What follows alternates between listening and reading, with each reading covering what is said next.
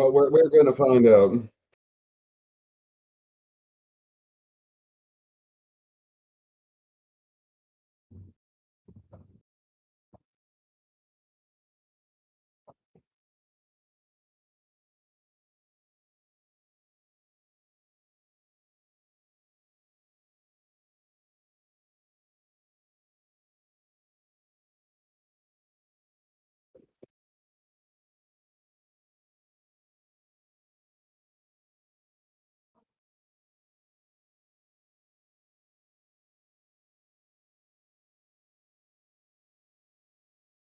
Basically.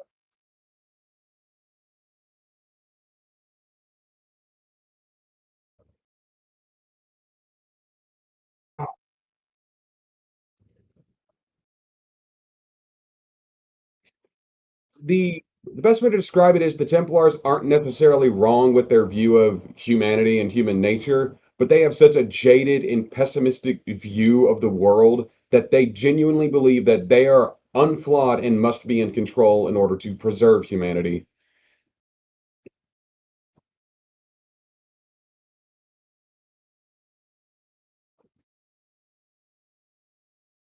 Uh, all I can think of is check your OBS setting, make sure it didn't change your mic input or drop it all the way down to 0.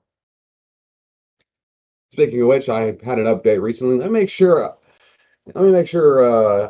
Discord didn't change my mic input. No. Yes, it did. Yeah, I can hear both of us perfectly fine. It's just Smud. Yeah. But it did because it put it to my friggin' web. Every time it updates. So that's unfortunate. Input. I hate that it does that. So I want to redo your intro. That's like it just dawned on me. Oh yeah, my Windows updated. I need to check my Discord settings.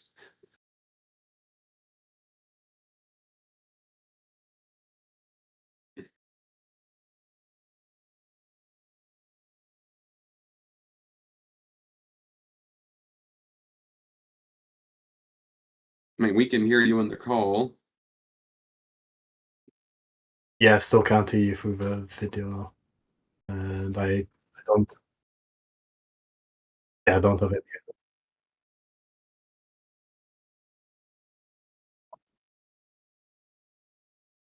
Let's try that. Let's try this. Testing. Da, da, da. Okay, yeah, I think I can hear you. There we go. Yeah, it was, I don't know why, it turned off my audio input capture to default, which is mute. Why? Why? If Windows updated, it just does that for some reason. At least it does it with me for Discord for some damn reason. Before someone says it's a Windows 11 thing, they did it on Windows 10 as well. It's just a weird quirk with Windows. I don't know why they do shit. Okay, well, anyway. Windows, why are you the way that you are? Anyway, I don't know what you guys missed exactly, but obviously we're going to be covering this video about this. You'll be learning about Assassin's Creed, how supposedly the Templars are correct. I'm assuming in lore, not in reality. I hope. I don't want anyone deriving philosophy from the Assassin's Creed games. Probably not a good idea. Anyway, half an hour. We'll probably speed this up. Unless it gets really detailed, then we might have to slow it down. Let me try playback speed. Let's try 1.25. Not too fast. Okay, here we go. Disclaimer, not the real Desmond Miles. I am Desmond Miles from Wish. Please don't judge me. I tried my best. Okay. When I started playing Assassin's Creed 1, I didn't know much of the background of the lore or anything like that, so I was just expecting history, in a way. You know, hooded figures leaping across ancient rooftops, dramatic assassinations. She thought history, authentic history? That's kind of strange to assume. I mean, the whole point of Assassin's Creed is it's the sidelines of history. It's the part of history we don't get to see, and they take liberties with that. It's a fictional universe on top of very accurate architecture from the time, which is why we like it so much. And you could parkour. I mean, there's certain elements of it that are somewhat accurate to history. For example, in AC3, your main Templar targets are traitors of the American Revolution, like Benjamin Church and Thomas Hickey. And They take some liberties with how you kill them, but their stories are fairly accurate to actual history. Yeah, and they throw in the whole Adam or Apple of Eden crap and aliens and all kinds of other bizarre elements for the sake of the world. So that's not going to be accurate to history, and all they're going to do is use the history as a setting, pretty much, and they play around with the pieces. So anyway, good for her. Maybe a bit just tension thrown in there. But within the first hour, I realized that this wasn't historical at all. This was a philosophical game. Shit. Sometimes even accidentally philosophical, but in a way that I didn't expect from something released in 2007. Not to undermine old games at all, because if you know anything about me, you know that I have a lot of respect for older games. But that realization in the first hour of the game changed how I saw everything that followed. Because while Assassin's Creed 1 sets up this clean fight between good versus evil, Assassins for Freedom and Templars for Order, the more I played, the more that binary started to blur. It started feeling like both sides were wrong, or at least missing something. What struck me the most is how the game keeps insisting that freedom is sacred, but living in a world that already has too much chaos, where laws exist mostly on paper and justice feels optional, I have personally learned that freedom without order is not peace, it is noise. That's kind of the point of the tenets of the creed. Yep. Like, nothing is true, everything is permitted. Reality is built on a fragile foundation, and it can and has collapsed at any moment in time. I wonder, and you have to live with the consequences of what you choose to do. I wonder what she means by chaos. Is it like just a bunch of marauders running around against civilization, or do you mean like? It's like, I believe she means it's more like anarchy. It's people are doing whatever the hell they want without consequence, but that's not what the creed allows. The tenets of the Assassin Brotherhood are stay your blade from the innocent and do not jeopardize the order, blend in to society, hide in plain sight. I want to know where she goes with that, because it could mean she's... There's a Ginga Man. He's going in a really weird direction. I could be off, it could be bad. I don't know. It's. I want her to enunciate where she's going with this chaos idea. So strange as it sounds, while the game wanted me to root for the assassins, part of me began sympathizing with the Templars instead. Why? Now, this video is not a political commentary or pure criticism. We're just going to pause it. So the Templars do make their argument for why they're doing what they're doing during their confession room after you successfully assassinate them, and well, we know the arguments they give are somewhat sympathetic. Well, like I said, they're not wrong in their perspective of the world. It's just they have such a jaded and pessimistic view. They believe that they are the saviors of humanity. Well, and they're doing it to acquire the pieces of Eden. Like, it's just they're one of their major goals. So they just do whatever they want to get that, and everything else is a facade to impose control and order on everyone else. The initial intentions are good. It's just how they go about it and their actual goals. Okay. What's that expression? The road to hell is paved with good intentions. Yes. Exactly. All right. Or like a reflection of what happens when a game mirrors the moral confusion of the real world. When you start to realize that villains might have a point, and that maybe the so-called hero... Yeah, but that's every story. Every villain has something everyone's about... the hero. Everyone's the hero of their own story.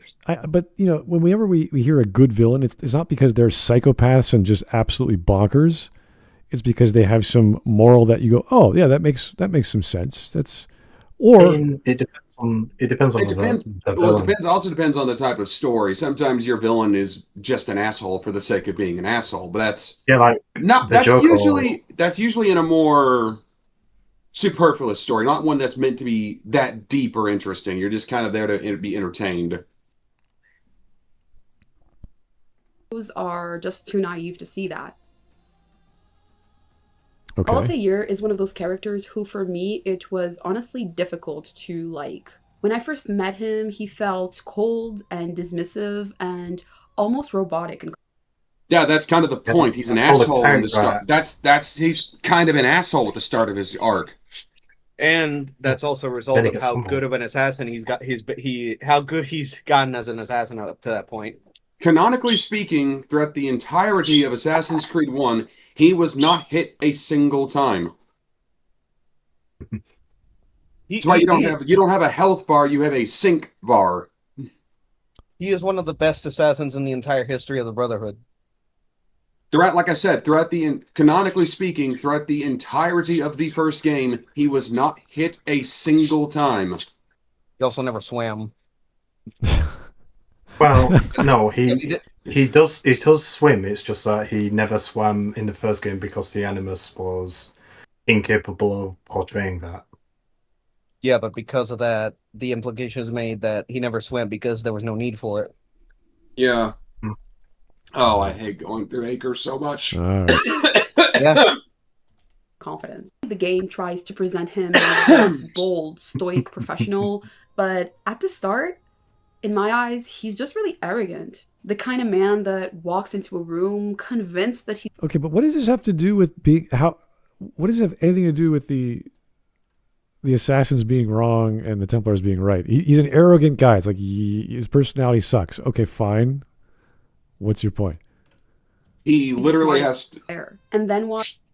He has to grow and develop as a person. Throughout the game, as you take down each target, he's humbled more and more to the point where at the very last target, when you speak with, what was the name? Ahmed? Malik. The informant?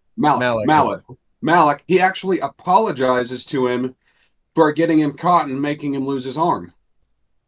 And brother.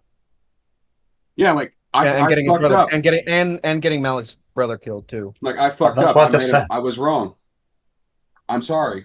Like he actually grows as a character. Yeah. Also known as a character arc. Wow. Yeah, and people fixate too much on the fact that he has an American accent instead of actually paying attention to his arc. Yeah, that is a weird decision though, especially since the actor was capable of you giving a Middle Eastern accent. Yeah, but in universe you can just chalk that up to an Animus glitch.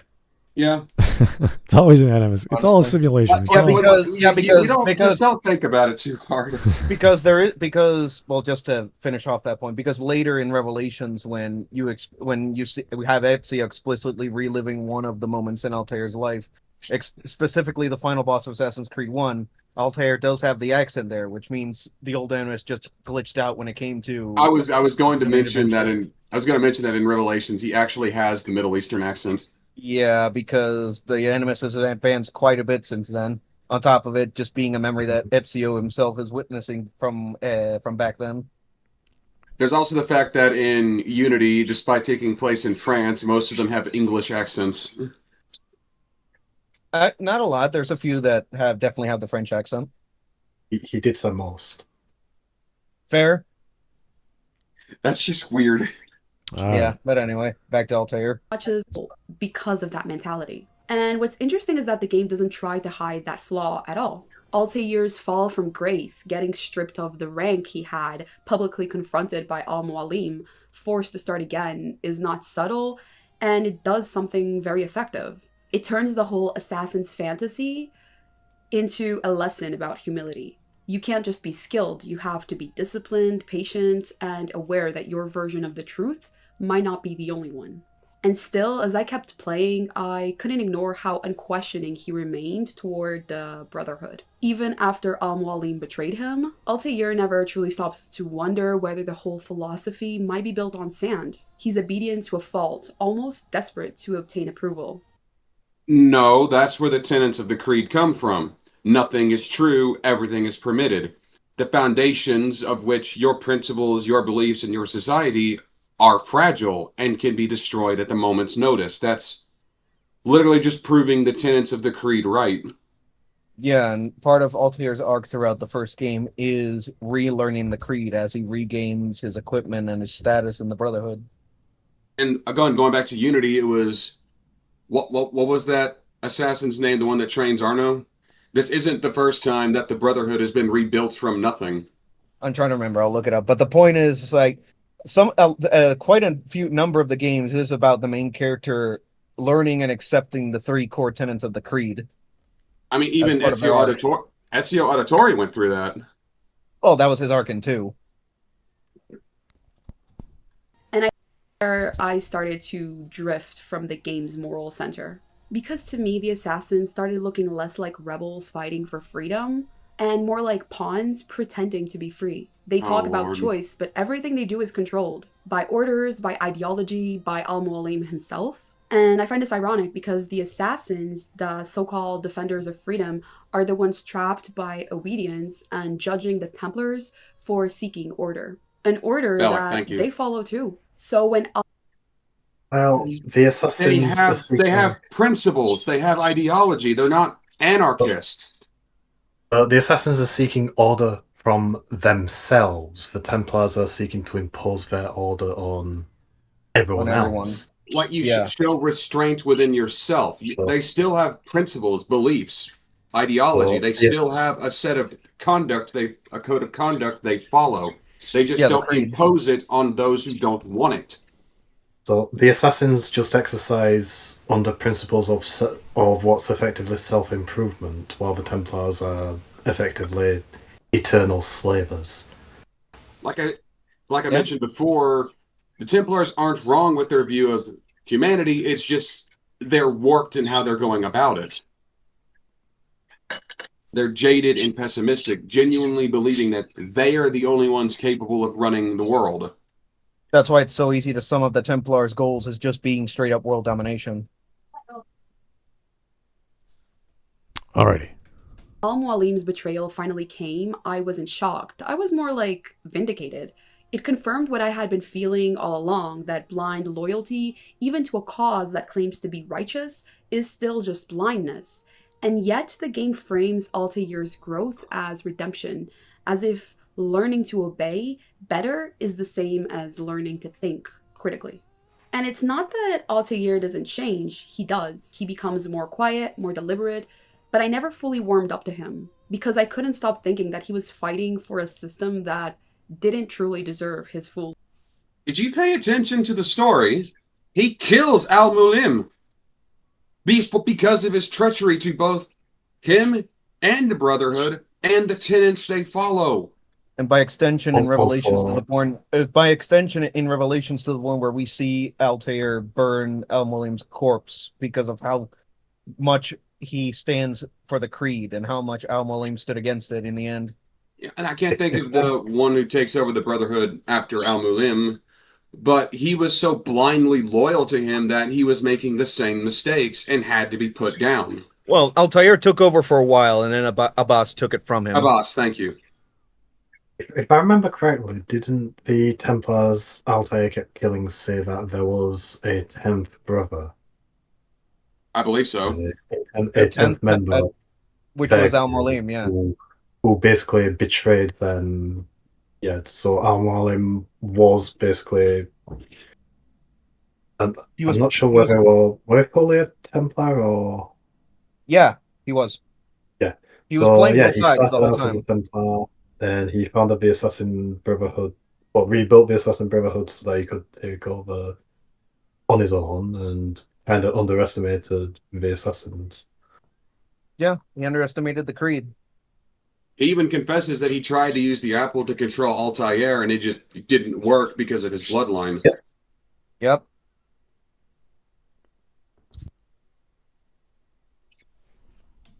And in that What? And in that sense, his story started feeling less like a hero's journey and more like a tragedy. An immature man.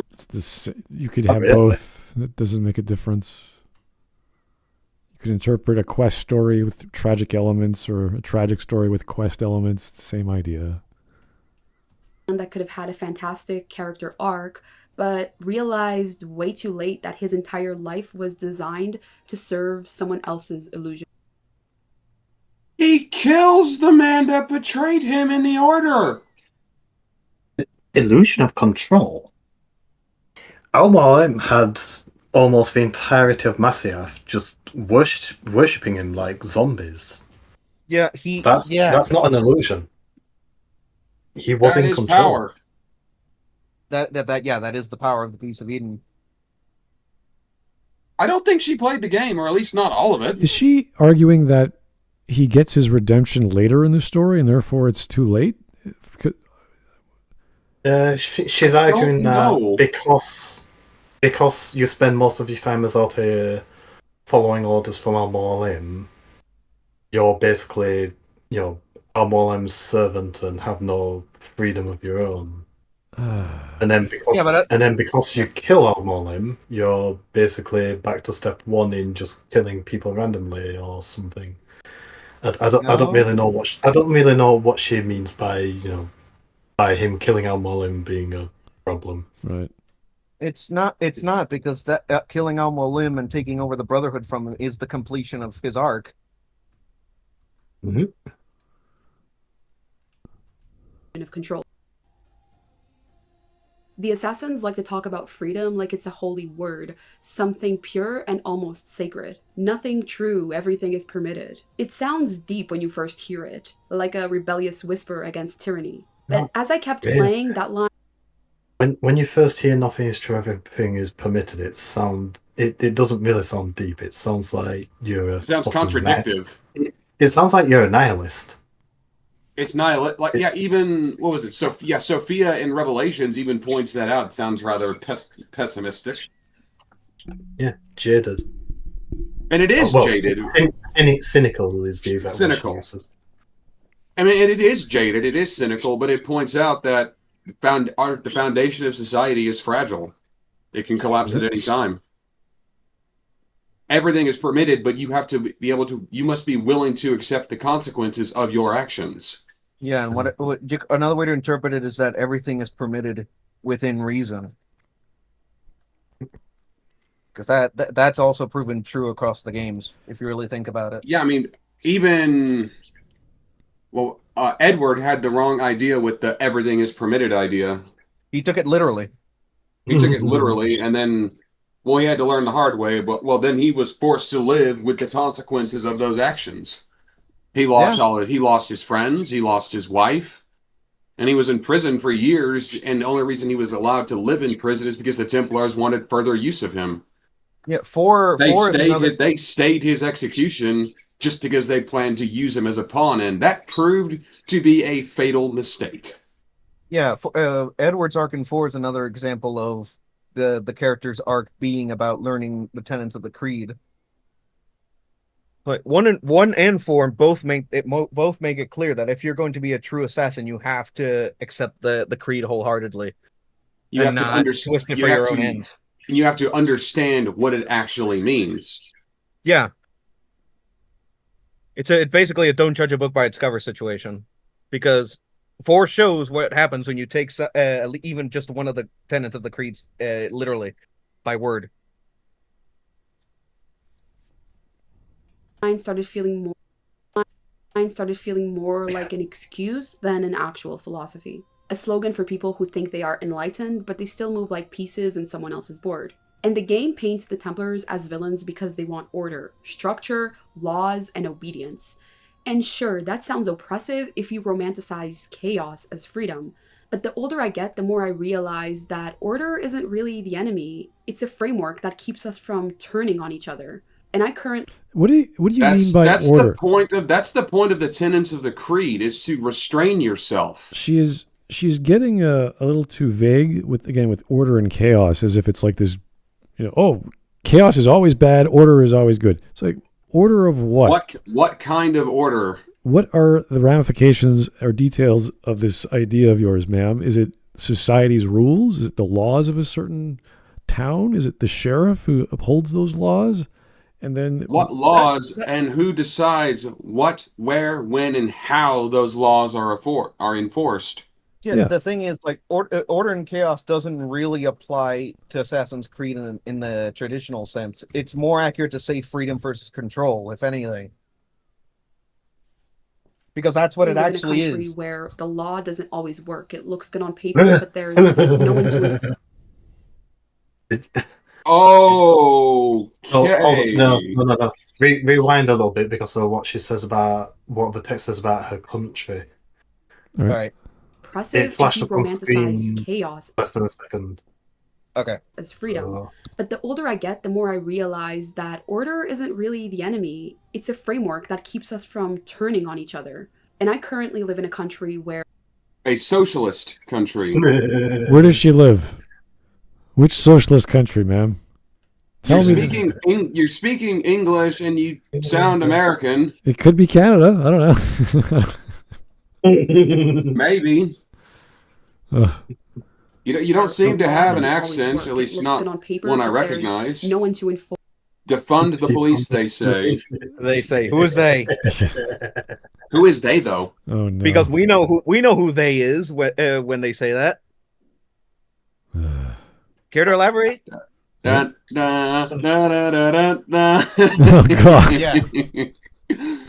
Yeah. And justice often just feels optional. And when you have witnessed that disorder up close, you start to understand why someone might crave the order that the Templars dreamt about. Freedom, the way that the assassins define it, start to look more like a luxury for people that have never suffered the cost of it. They talk about The whole point of the game is that these characters who are going through these arcs to understand the creed is that they're living with the consequences of their choices. I hope she touches on World War II in this video. As well as living under the heel of the Templars' dominion over society. I mean, Edward initially saw the Templars as a means to get rich, line his pockets, make money, only to realize these people will betray me at the drop of a hat and use me as a pawn. Which credit to him, at least Edward was a bit self-aware of it, but still. Like, he had to learn the hard way that they can't be trusted, but he still learned these people are psychopaths. Yeah. I want to hear this woman try to justify the Templars starting World War II to just steal a couple of pieces of Eden. Yeah. Order is good. Moral choice. What kind of order? Choices have consequences. And that too much freedom without boundaries often dissolves into cruelty. And that's why What does that mean? That's the point of the creed. That is literally the point of the creed. Yeah. That's also literally what happens to Edward. Like, yeah, because he wants to build his little pirate confederacy. He wants a society with no rules, no laws, no boundaries, and look how well that plays out. I find the Templar philosophy strangely compelling. They don't deny human weakness, they try to contain it. They want a world where the wicked can't exploit the kind-hearted and where peace is enforced. They are the wicked exploiting the kind-hearted. Enforced. That's the problem. Yeah, and especially if they get their hands on pieces of Eden. The Apple of Eden is designed to impose your will onto others. Remember, we literally see that. We see it in the first trilogy. We see it in 1. We see it in the Ezio trilogy, and we see it again in 3, where it goes full circle, where Desmond uses the apple to make one of the Abstergo guards shoot Varric in the head. Vidic in the head. Excuse me, Warren Vidic. But yeah, also in Acre, the first target you kill in Acre, Garnier the French doctor guy. Look it up. I can't think of his name right now. Yeah, I know look it up. Albert is the last target. The Hospitaller. So he's basically torturing people into compliance, torturing and drugging them. Is what I don't think she played the entire game. No. I think she played it. I just think she's interpreting it in the strangest way that she has to make an essay out of for some reason. Smudge, you already got the context of the last Masyov section in AC1 completely wrong. So, well, anyway, I got a donation. Let me read that from the Inciserable Woman. Incisorable. Okay. Has it been, I Brad? will. I'm not going to ask for further elaboration on that. That's a very distinct verb. But anyway, man, this broad has really not impressed me so far. Assassin's Creed isn't a super complex game. Most of the games are about selfish people having to learn that the world isn't black and white and their actions have consequences. Did she play the game at all? Again, I genuinely wonder if she did.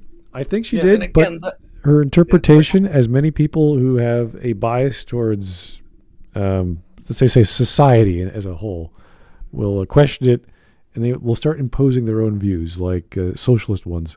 So something's going on here where she's expressing herself through her video game as opposed to the game expressing itself to the audience. Yeah. Anyway, 7 minutes and a half. I think the speed is okay. I think we're doing okay. We're at least making good time. Yeah. Rather than just war. It's not pretty, but it's real. And Al-Mualim's betrayal actually made that contrast clearer for me.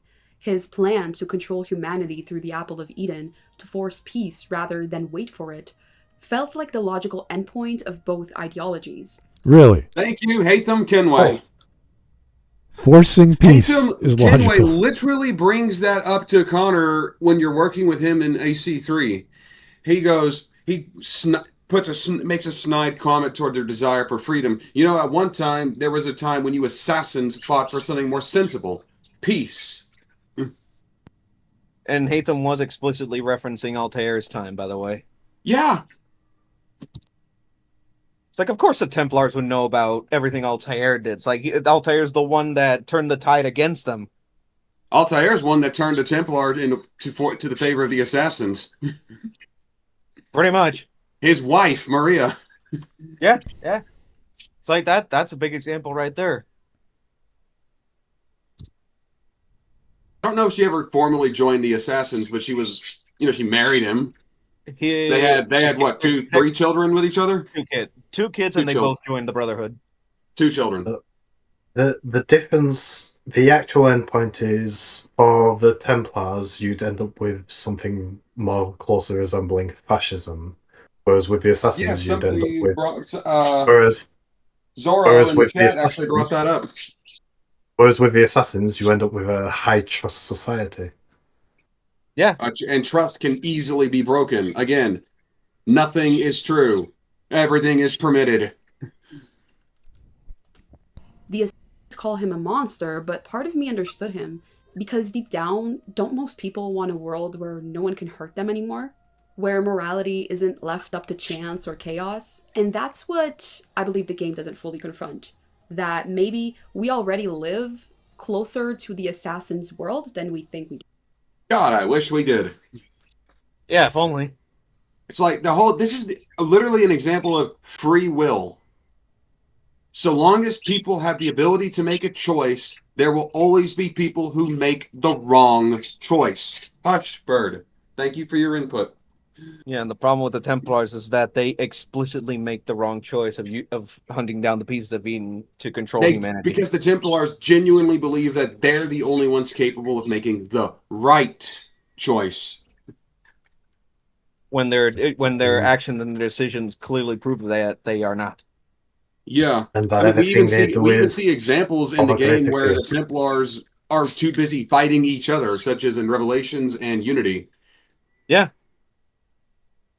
Because even the Templars argue and bicker within themselves over who's making the right decision and who can make the decisions. Hell, even with just how incompetent and greedy they are in 2 and Brotherhood. Yeah, I mean, that's literally the end result that causes Cesare Borgia to kill Rodrigo. Yeah, and Cesare is, without a doubt, so much worse than his own father. And I would like to point out that I liked Brotherhood. It's a retelling of the assassination, whatever you want to call it, of Caesar. Brute killing Caesar. A man in the armor of Brutus killing Cesare. Yeah, in Rome. It's just in Spain.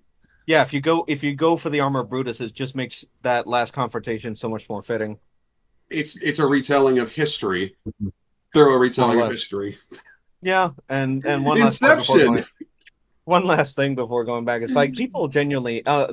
One more point about Cesare. It's like people knock Brotherhood because of how unlikable and how evil Cesare is, but that's kind of the point with him. That's what I like about Cesare, unfortunately. He's just a fucking asshole. There's nothing redeemable or deep or interesting about him. He's an impetuous, spoiled man-child. Yeah, so and the it's whole like showing how different he is from his father, who was very cold, calculating, intelligent, knew when to strike, refined, knew when to strike at the right moment, and it just gives you that contrast. Control things. Like, it shows a level of maturity with him, of principle versus power. Yeah, the whole deal with Rodrigo Borgia acted on principle. Cesare was just a child wanting more power and control. Yep. So the whole deal with the Templar Order in Assassin's Creed 2 was to contrast the Templar Order in the first game, where apart from the executioner who was in it, so that people could worship him as he killed innocent people. Most of the first target you go after, he's just beating an innocent person to death in the street. And Altair just goes to hell with this. And he's stabbing one of his merchants to death in the middle of his markets because he's incapable of supplying the weapons he wants. It's like, sorry, I haven't got my shipment in, and you just killing an innocent man because he couldn't get the fruit he wanted. Weapons. Yeah. All right. The point remains, just because his stock was limited, he kills a man in cold blood. Yeah, but even then, during his death scene, after you kill the target, he's got his whole spiel about how it was for the greater good. The Templars in Assassin's Creed 2 do not use any version of that line. They just said that they did it for power, to improve their own lives, or just out of greed or lust, selfishness. They are just depraved bastards in Assassin's Creed 2, and Brotherhood is a continuation of that. Which would you could argue that 3 is a little more nuanced with Haytham, given that he does act on principle, but the man's still a sociopath. Yeah, I was gonna say it's like the Templars of the Ezio trilogy. The way they do not compare to the Templars of 1 and 3 would be a hard lesson for the Templars to learn by the time of 3. Yeah, even before, by the time of 4, the ones in 4 are already like far ahead of the curve in terms of that whole ideology. Yeah, but like I mentioned, you can argue that their Templars are shown to be more nuanced in 3 and Rogue, given how they do actually act on principle. But they're still insane. Haytham is a sociopath. Yeah. And one example in 3 is when you go after a mercenary who doesn't have the information that Connor wants, Haytham just shoots him in the head and like nothing happens. It's like, okay, he's not useful. Bang, dead. Yeah. Like it was nothing. Like he was stepping on a bug. Yeah. Swatting at a fly. Hush, bird. All right, back to it. Systems that we didn't build. We consume information filtered by invisible hands, and yet we call it freedom. And when someone tries to instate a little bit of order and enforce laws, we call that oppression. What are you talking about? What? Who? And far right, lol. Far right, lol. Who is doing this enforcement? You made a snide remark about socialism, and then you're the far. What are you? Far right was in quotations, by the way. She seems to be mocking the left. Yeah, maybe. I hope so. Again, but whose order do you follow? She seems to be doing that, but she's it doesn't seem to be going to the right conclusions. Yeah, which then leads to my question of how could you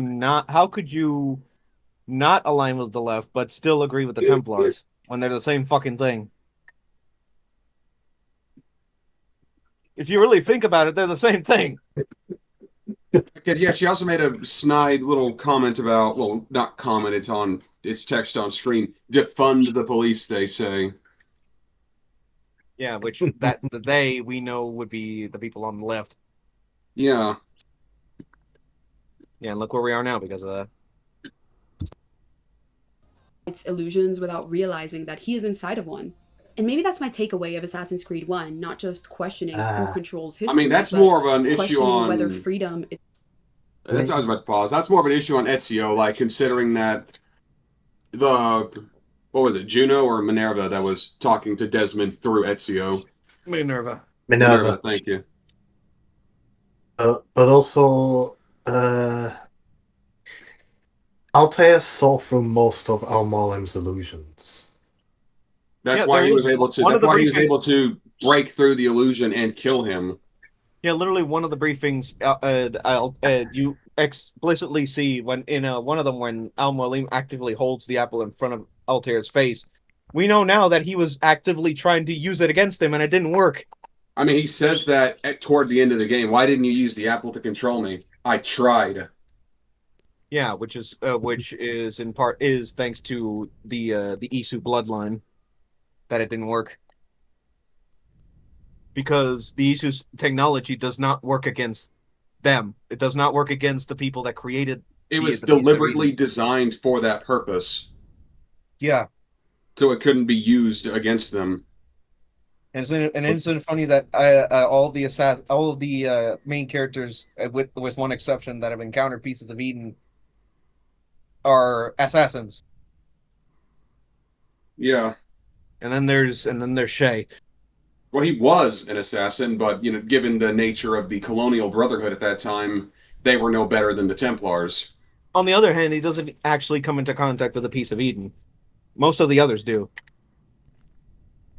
I like both both men, the one who single-handedly ruined the colonial assassins, Was also and the one that helped rebuild them. No. So the one who single-handedly ruined the colonial assassins and the one who single-handedly ruined the colonial Templars both die in the same game, Assassin's Creed 3. Yeah. Well, Hatham was playing both sides of the American Revolution because he was going to come out on top regardless. He can either expand the English Templars or establish a colonial Templar. I referred to Charles Lee. Oh, Charles Lee. Yeah, he's the one who ruined the Templars. Remember, he went after Connor's village. Yeah, well, I know that they tried to shift the blame onto Washington because he was the commander of that, but Lee was the one responsible for the fight. Yeah, like Lee is still the reason why they found the village in the first place. Yeah, he burned down the village. The way Connor Yeah. put it, my mother's blood may stain another's hands, but Charles Lee is no less a monster, and everything he does by your command. Yeah. And people say Connor is bland. Or just another story that we tell ourselves so we can feel comfortable inside a cage. If I had to describe Assassin's Creed 1, it would be beautifully empty. At first glance, it is definitely stunning. Vast cities drenched in sunlight, the hum of markets, guards barking at you in the distance. There's a meditative quality to just wandering. But after a few hours, that stillness turns hollow. The cities start to blend together. Damascus, Acre, Jerusalem, all built from the same stone. I mean, that's just an example of first game syndrome. Hold on, That's guys. I would say just let her finish this point and then we can go into it because. I mean, that's just an example of this being the first game of the franchise, though. Which is fair, but the cities all blend together. I would say let her finish the point and then we can tear it to shreds. All built stone, echoing the same sounds, caring in which one I was in. And of course, I am not going to get too critical about that because that sameness might have been a technical limitation, but it also creates this weird atmosphere of monotony that fits the story. Altair is stuck in a loop, doing the same investigations, climbing the same towers, killing another man who insists he's doing the right thing. The repetition becomes the point. it's not just tedious gameplay, it's actually the lived experience of being a The lived experience of a level design. No, it's just they were trying to get a foothold on how they wanted these games to play. That's just an example of first game syndrome. By the time of Ezio Auditore and Assassin's Creed 2, it was far more refined. Yeah, I don't like this humanization of level design. It's like, oh, they're using the same assets. It's monotonous. It's a philosophical moment for the player. It's like, no. It's literally just because that's the game engine. Yeah, I wouldn't go that far, but you could make a point about it being part of Al-Mualim giving Altair the runaround. Maybe. Well, again, we always... There's some truth with that. We always chalk this... Or maybe Altair is just so damn good that his investigations just turn into like I say, he's on his day job or something. You can at least make the argument. A lot of the defenses of Assassin's Creed always goes down to it being a giant simulation. So what she just described is true technically because it is a simulation of a video game or in a video game.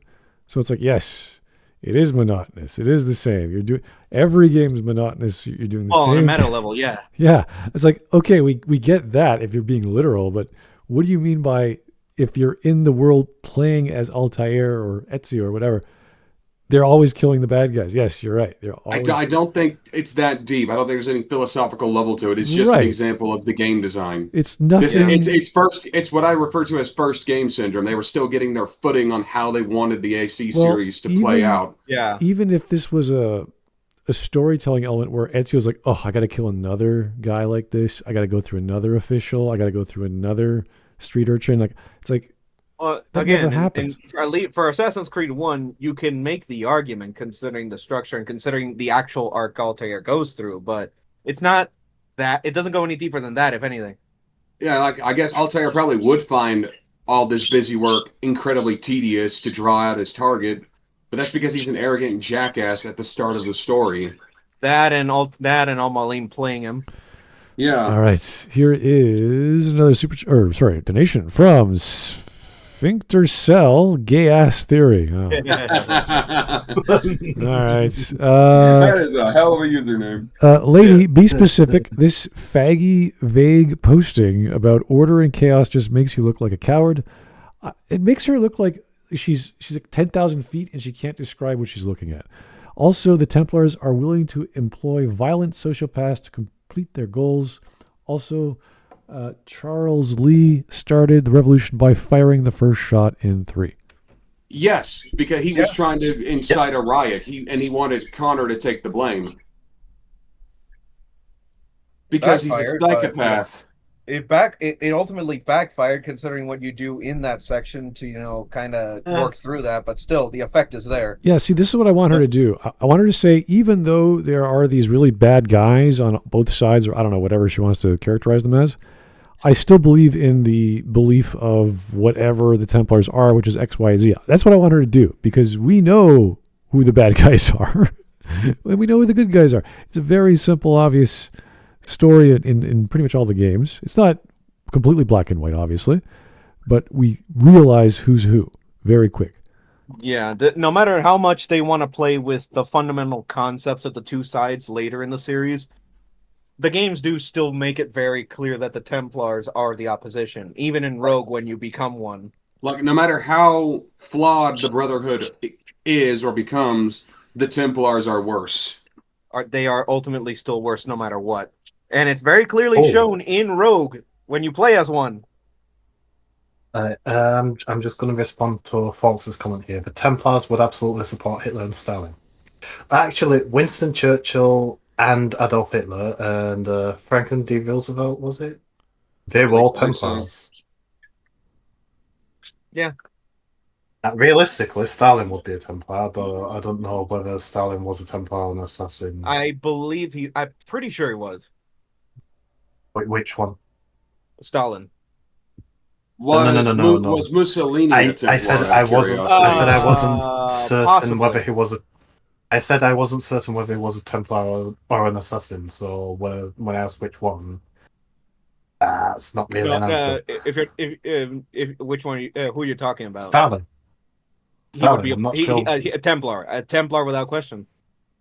Oh yeah, it makes sense for him to be a Templar, but given the whole given the whole puzzles in Brotherhood is a bit, you know, it's a bit At best, he would be neutral, just doing his own thing. But he was still evil. It's muddy as fuck. Stalin literally launched a joint invasion of Poland. Yeah. Yeah, but for some reason, during the puzzles for Brotherhood, they seem to be deep throating communism. So Because they're French. It's weird. Well, as much as I enjoy those platform puzzles, they are rather intricate and crazy. Like, you imagine the psychopath who had to design these things. And then you add parkour mods on top of that. Yeah. You have to I'm referring to those. I'm referring to the glyph. So you go into the rifts in Brotherhood and you need to solve a load of there's these rotational puzzles and there's chessboard. You need to find stuff in images. It's crack codes. Sarah really didn't like it, but I did a few of them. I just found what I did tedious and just didn't care to finish them. Yeah, fair enough. All right. On endless cycle of ideology. I've heard people repetitive but atmospheric, and I think that's a pretty fair description. It's like walking through a museum that never changes exhibits. You admire the architecture, you respect the craftsmanship, but eventually you just want to leave. Still, I can't ignore how ambitious this game was for its time. The sense of scale, the free running, that fluid motion across rooftops, it's revolutionary. Even now, there's something satisfying about synchronizing from a viewpoint and diving into a haystack. I mean, there's a reason why this particular feature hasn't changed even in the most modern iterations of the game. It's simple, but it taps into something primal, the fantasy of freedom and motion. The irony of... It's just because the free running is fun. Yeah. Yeah, it's like that. Navigating the world of Assassin's Creed is part of the fun. Yeah, that's what helped make the parkour revolutionary. But it's for what it was trying to do. But it's repetitive and monotonous and stale. It's like, okay.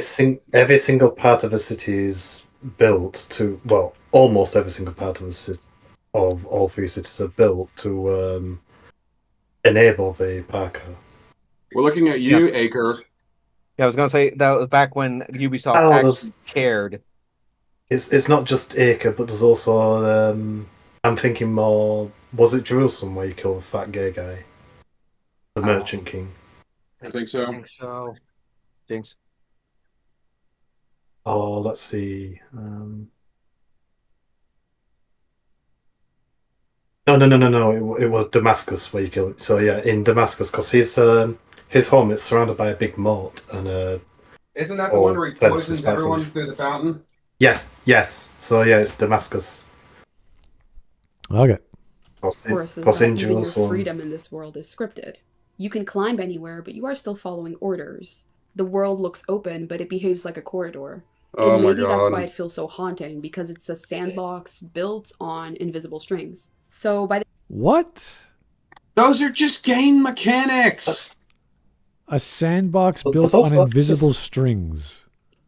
But that's just sandboxes that have a plot anyway. Oh lordy! All right, whatever. Somebody slap this woman. My last mission on this game, I admired how alive it looked, but how dead it felt. What are you talking about? That's called first game syndrome. First game syndrome. Just lingering, so much on the level design thing. Seriously, it looks so good, but it doesn't make me feel happy. I'm like, what do you want this game to do for you, honey? You're just dragging. They didn't develop an economy, so they didn't develop an economy for the first game. So yeah, it kind of feels dead, whereas the second game feels so much more alive. I love the crossbow. The second game pretty much directly addressed damn near every complaint with the first game. Yeah, exactly. Oh my God, I love the crossbow in the Ezio trilogy.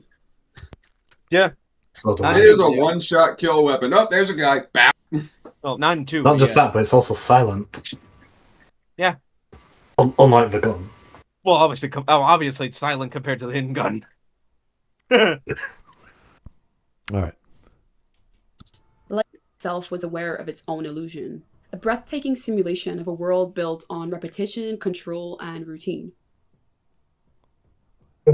Playing There we go. Assassin's Creed 1 felt like learning patience by force. It's definitely not a smooth ride, not even close. The combat, compared to the later iterations of Assassin's Creed, felt brutal. Every swing feels heavy, every counter has this tiny margin for error. First game syndrome.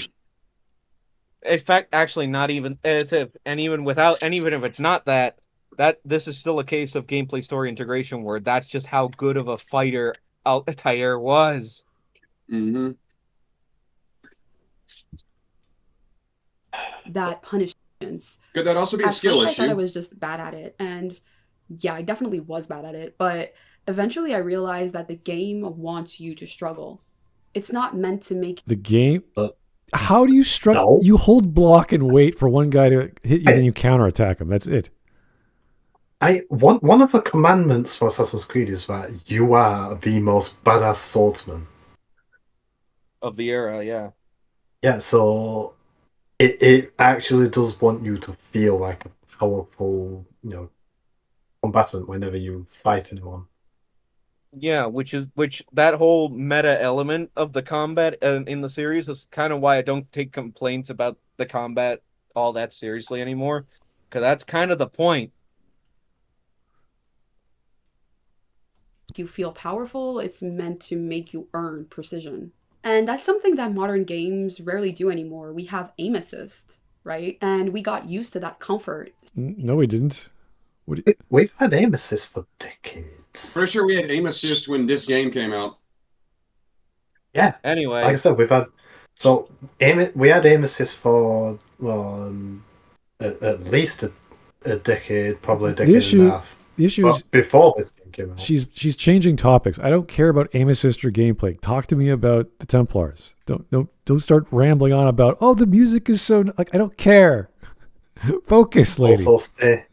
Also stay on topic about Assassin's Creed and not aim assist, which I don't. is Yeah. typically Smud, please don't blow first-person gaskets. shooters. Oh god. Smoother animations, instant checkpoints, freedom to spam our way out of mistakes. But in Assassin's Creed 1, every mistake feels almost embarrassing. And then there's the repetition of missions, the constant cycle of eavesdropping, investigating, pickpocketing. It's the one thing that really exhausted me, so by the end of the game, I just wanted it to be over. The rhythm that started as meditation slowly curled into fatigue. But even that grind adds something in hindsight. The monotony mirrors Altair's penance. He's rebuilding his honor step by step, repeating the same actions with more control each time. It's frustrating as a player, but poetic as a character study. And the part that still holds up, of course, it's the free running. The fluidity of climbing a tower, the leap of faith, the quiet sense of momentum is timeless.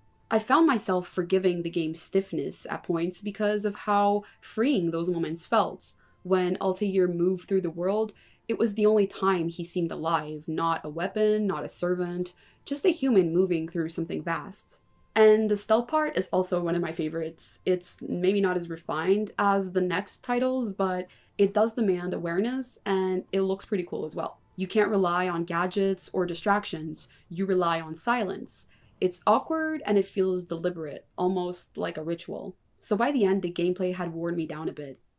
The stealth was a lot better in 2 onward. Yeah, fair. But I was gonna also, say, yeah, go ahead. you can get maps from doing the investigations where you can find out where the archers are, and you can also murder people on rooftops and push them to the ground so that guards will leave their posts, and that's a distraction. You can use distractions or preparation to get through things unseen quite easily. Yeah, I'll on the other hand, I'll kind of vouch for that whole point on on the whole thing of you don't have the stuff from later games. You just have to rely on your own skill and movement. That kind of does, boost the first game a little bit because of the fact that Altair didn't have that during his time and just roll with the punches and prove that just how good of an assassin he was at the end of the day. So at least I'll give you that. The grind, the uneven pacing, but it also taught me something about the series' DNA. That tension between freedom and control isn't just in the story, it's how the game makes you play. You're constantly balancing impulsive freedom with disciplined precision. The game can feel frustrating for sure, but it's the kind of frustration. Is she describing how she sucks and then she's getting better? At least she admits it. That's what it's like. You get used to the limitations of 1, but my God, the parkour and the stealth and everything about AC1 got so much better in Ezio Trilogy. Yeah, but despite that, it's like, again, I'll give her that point of the gameplay, and that's kind of why I still recommend people start with Assassin's Creed 1, just so that they have that baseline. Just make sure you modify it so it, has proper controller support and runs. Yeah, but on PC, yeah. But that aside, I played mine on 360. Yeah, fair enough. But I was going to say that aside, it's like, again, I'll give it that little point because I think you guys might agree with me on this. Like that whole point of how the gameplay plays into the story in that particular way, we know that's in the later games. So I'm not surprised that that started all the way back in 1. I just don't like having this weird, while I'm experiencing this one philosophy, I could also apply and think this philosophy through this other element, which is gameplay. Like, no, I mean, that's just ironic, I guess. Yeah, that's ultimately the problem with bringing this point up here. It doesn't belong in this video, despite how good of a point it may be. Yeah, I want to focus on the topic, not, oh, by the way, the gameplay is like this and it made me feel like that. I'm like, that's great. Thank you. Too much of a tangent. Too much of a tangent for what the topic is supposed to be. That sounds like something you should bring up in a review of the game, not a video essay. A review or a direct analysis of the game as a whole. Not a video essay about the ideology of a group of psychopaths that want to control the world through slavery. Yeah, again, as good as the point may be with this, it's like it doesn't belong in the video that points to the Templars specifically. Okay, we got a donation here. Bit of a mess, this video. Yeah, sorry, go ahead. Let me just see. This video needs God's third greatest gift, London Gin. All right, anyway, the donation. Scorsese's the retarded? Scorsese's? Scorsese's? I don't know. It's probably last name. What are these fucking usernames, man? Anyway, I think we've hit her problem. She played the game and didn't like it, probably. I think it's fair we can extrapolate. She didn't pay full attention, which is why she came to this conclusion. Side note, in the lore, Hitler wasn't a Templar, but he was a puppet of them. What? Yeah. Yeah, like he was. Yeah, you're right. Pawn of the Templars. He was a means to an end, a means that they probably couldn't control. Yeah, he was a wild card. I mean, well, when you have shell shock from World War I and you're inbred and heavily reliant on a lot of drugs and with crippling daddy and mommy issues, you're not going to be right in the head. Yeah, that donation kind of brings up the whole point of once people went back and actually replayed the first game, it's like, yeah, it has its issues, but it is nowhere near as bad as people painted it out to be back then. It's just nowhere near as good as 2 onward. It's just the real issues. That says it right there. The real issue is the fact that the later games are just that much better. Helped. I mean, the Ezio trilogy still has their limitations. It still has their shortcomings, but they have vastly improved on the first game. Yeah, and to think that the Ezio games run on the same engine as 1, that tells you everything. So, Ginga, you're actually more plugged into the lore than I am. So the JFK assassination was a Templar plot. We both know this. Yes, we both. But in this comment, it also says that the president wanted to use the Apple of Eden to solve racism, but the Templars didn't like that. Does that have any basis in reality? Not the first part, but the last part. Maybe. I can definitely say that in terms of the lore itself, that is the case. Whether or not that says anything about the real life events, that's up in the air for another discussion. It is not relevant. I'm now realizing I'm still using. Now I won't deny anything, but that's best left for a different conversation. All right. I forgot that I have Hatham for my profile picture. This is fitting. This It is fitting. Let's get back to the hopefully the topic she brought up in At the least title. try to get back to it. Yeah. That is almost pleasantly unforgettable. Maybe even unforgettably traumatizing, if you will. What? To me personally. Okay. What? Unforgettably traumatizing? Just say traumatizing. Yeah, that's I mean, weird. if something is We just leave it on traumatizing, the title it's very card. forgettable. There. Damn it. Just whatever. That's just a weird point. But no, now we're at the present and the animus. Oh boy. Present day can suck my balls. I just want to be an assassin. I die on the hill on present day after Desmond. Can suck balls.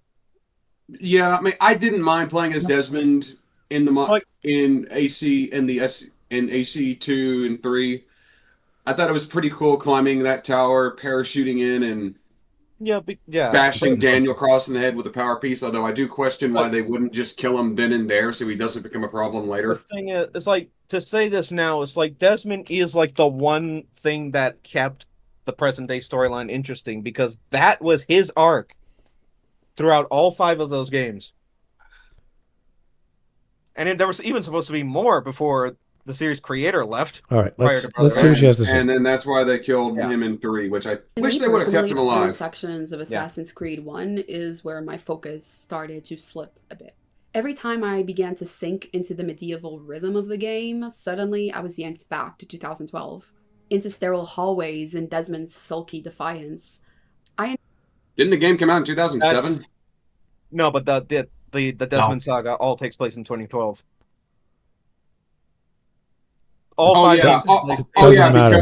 Because in the AC3 they take a jab at the Mayan calendar with the world ending in 2012. Fine. To go back to the video, let me just say this: like the sterile appearance of Abstergo in present day, that's literally the whole point to contrast with the environments of the Third Crusade. That is literally the entire story reason. It's intentional. It's plain. It's sterile. It's uncomfortably clean. Yeah, it puts everything that happened in that entire millennium gap into perspective. And you can even see that if you look at the environment of the Abstergo office, you can see an obsession with order. Everything is clean. Everything has its place. Everything is placed exactly where they want it to be. Or at least until Desmond unlocks Eagle Vision.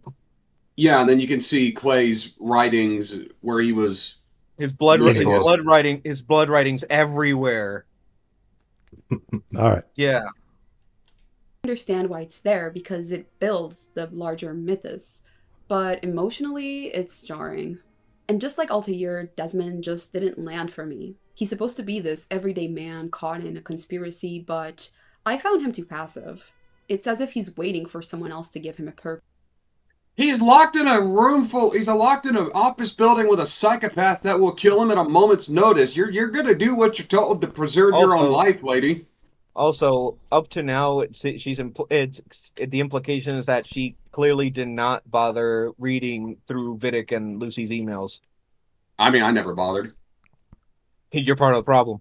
Right. Well, okay, to be fair, I didn't know there were emails for Lucy and Vidic in the game. You can actually pickpocket Vidic's password pen at some point. Well, I think you have to do that to progress. Yeah. I'm just talking about optionally going to Vidic and Lucy's computers to read the emails to give Desmond a clue into what's going on behind closed doors at Abstergo while he's reliving Altair's memories. In my defense, I just didn't know you could do that. I was just too focused on the story with Altair and the Templars and the Assassins. This topic has to be an argument towards the main topic, or else she's just rambling on about her experience, which I still don't care for. So let's get back to why Abstergo and Templars are so cool and so smart and so right, as opposed to, I don't like Desmond. He's kind of boring. Oh, please. Be intentional. I mean, he's been kidnapped after all, but it makes him hard to root for. I don't care. And Warren Vidic has the charisma of a man who's read too many corporate mission statements out loud. Because he's a corporate jackass. He's just evil. He just wants control, like So, any Are means. Templars bad now? Because they're boring? Like, what is... Who cares? Like, why are we talking about this? Was Vidic the Grand Master of the Templars, or was he just a No, high-ranking member? Alan Rickon was the Grand Master. Okay, so he was just a high-ranking member then. Yeah, pretty sure. Like Vidic was very high-ranking in the Templar Order in the 21st century at that point. Like he's just an asshole. Like there's not much to him because there doesn't need to be much to him. He's just somebody that you're opposed to because he's keeping you prisoner. Anyway. And Lucy, she's the only one with any warmth, but even she feels like she's performing calm rather than feeling it. Because she's betraying the Templars, and she's just trying to blend in until the moment is time to get him out of there. She's biding her time. So she's playing the ruse of the good little secretary who does what she's told.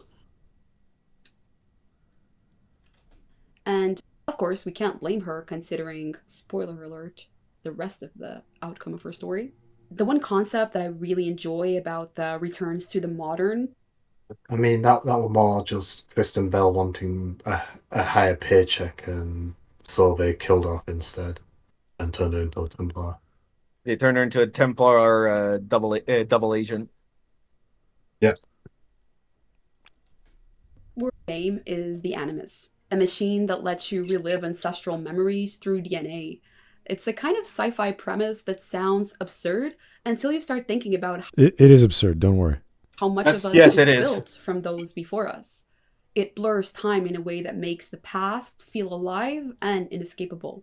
And then there's the bleeding effect, the way Desmond starts absorbing Altair's instincts, seeing visions, merging personalities across centuries. It's one of those moments where science fiction quietly turns into horror. Yeah, you got to see that with Daniel Cross, who did not respond well to the bleeding. Whereas with Desmond, it was more seamless, where it felt natural that he learned through osmosis. Yeah, he was Essentially. because he was living out the memories.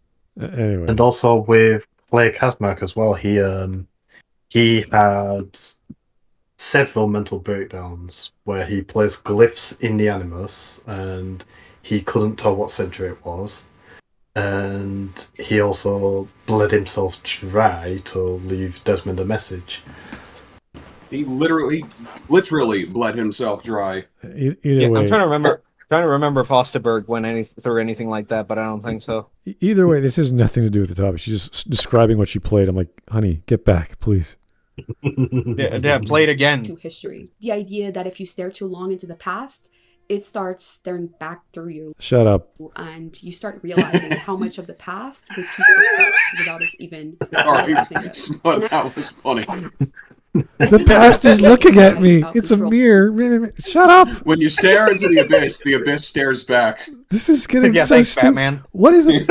How long have I gazed into this empty void that tears at my very soul? She may as well have just read a book and said, I'm going to talk about what I think of this book. It's like, that's not why you do a book report, honey. That's not what you do in school. I mean, you can do that, but that's a different project. A book report is you report what the book is. You don't give me some deep pseudo-babble bullshit of how Hayden Caulfield is a profound intellectual. Anyway. I've never even read Catcher in the Rye. Or more It's just a nihilist. It's just a cynical, it's just a cynical, fresh out of school bastard. Kill John Lennon! You bastard! Where does Anyway. John Lennon Animus live? becomes a metaphor Anyway. for the same illusion that traps Altair. Desmond is a prisoner inside a system that manipulates what he sees and feels because he's being studied, trained, and rewritten, just like Altair was. So both men are stuck into someone else's design. And that parallel might be why, although the modern plot felt detached from the action, I still admire its ambition. It's the first time that the series says out loud what it is about. That history is not something that we can escape, that it repeats itself, that it's something that we inherit. Those who do not know their history are doomed to repeat it. History does not have to repeat itself, but if we don't learn from it, it will, because we Case will in keep point. making the same mistakes. Case in There's point, also- when Vidic tried to use the apple in 3. Yeah, well, demanded the apple in 3. You want it? Take it. And then you would get a repeat of, was it Ezio using the apple against the Borgia's men? There's also yeah. she made a point about Abstergo controlling how Desmond feels. They do not. They really don't, because he's immune to the apple because he's Isu. Yeah, I what mean, influenced it? What technically, they don't. what- They don't even Yeah. have the apple that they're using him to get, and the whole point he's feeling miserable about being there, and resentful at Warren Vidic in particular, because he's the face of his jailers. Yeah, what Oh, you know, they're influences spying on him 24/7, even in the fucking shower. Yeah, even in the first game when that's- the first game makes you think that they're not watching you, and then later I think in 2 they straight up say that yes they were. And you see the cameras in there. Yeah, but they make you think that Lucy's doing something so that they're not watching you, but no, they are. And that we consciously remember our ancestral memory, but it's there and it means something. Ancestor and I don't even want to go on that rant. Like the whole thing with the Animus is such a rabbit hole to begin with. Ancestral memory is One not of the real. things that- You cannot have a memory of something you didn't live through. Yeah. Anyway. One of the things that lingered with me most after I finished Assassin's Creed 1 wasn't the plot itself, it was the feeling of unease, of how much of it actually felt real. I don't care. I don't care. You could feel anything. Isn't that the fucking plot? Isn't that the plot? What you feel and think and I how don't you give a perceive shit. This is the so. plot I of the had a game? lemonade. I was watching a movie. It made me feel gassy. I went to the bathroom. No one cares. Stop it. It's like I- how the story. It I wasn't am about the enjoying- story, but how it made me feel. Okay, so it's about the fucking story. I am actually really enjoying how much Smud is crashing out over this. This is so dumb. Stay on topic. I don't think that woman has ever had a thought pop into her head. Anyway, we're halfway. Okay, we're just halfway done. Just over halfway, yeah. And she's getting into how the game makes her feel like we don't care. No one cares. Moving along. 20-year-old game. Like, oh, come on.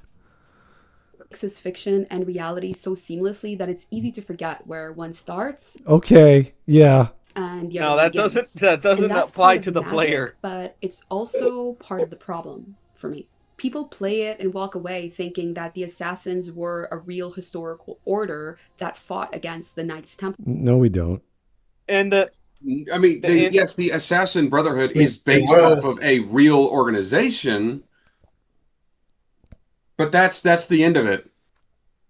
yeah. I mean, technically, they would have, I think they would have killed 1 or 2 Templars since they were active during the Crusades.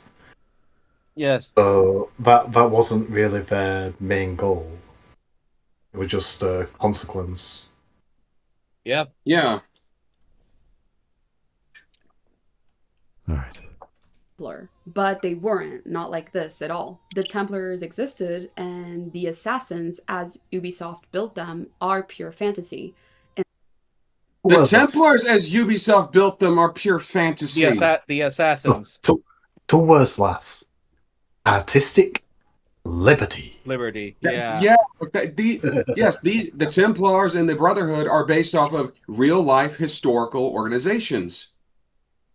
Key word there, or key phrase there, based off of. Yeah. It is not meant to be an accurate portrayal of the two organizations. Yeah. And that The Templars, shapes how the Templars of Assassin's Creed are more akin to the Illuminati. read morality. Eh. Read morality in the story. And this is where my biggest issue with the franchise lies. Because creating a fictional group to moralize against a real one feels unbalanced. The Templars become an easy stand-in for control, for organized power, for everything that people already distrust. And the That's what they are! But what's wrong with that? That's literally what the Templars are in Assassin's Creed. Why is it A group of people that want to control the world. Why is it a problem if they're unbalanced? Like, who cares? Like, look at Star Wars. They have the rebels and they have the Empire. It's unbalanced that the Empire is gigantic. Yes. What's your point? I mean, to be fair, in actual Star Wars lore, they had years to build. I'm not going to go into that tangent. I'm sorry. This is like, what's your argument here? It feels unbalanced. Like, yeah, that's the point. It's a little small ragtag group of people against this massive galactic threat, or this massive historical group of other Brotherhood people who have been controlling everything from behind the scenes for thousands of years. Are you familiar with the story of David and Goliath?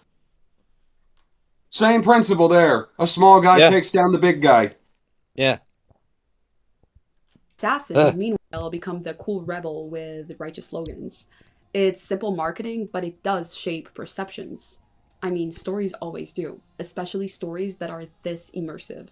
And honestly, this is why I side with the Templars in history and in the game.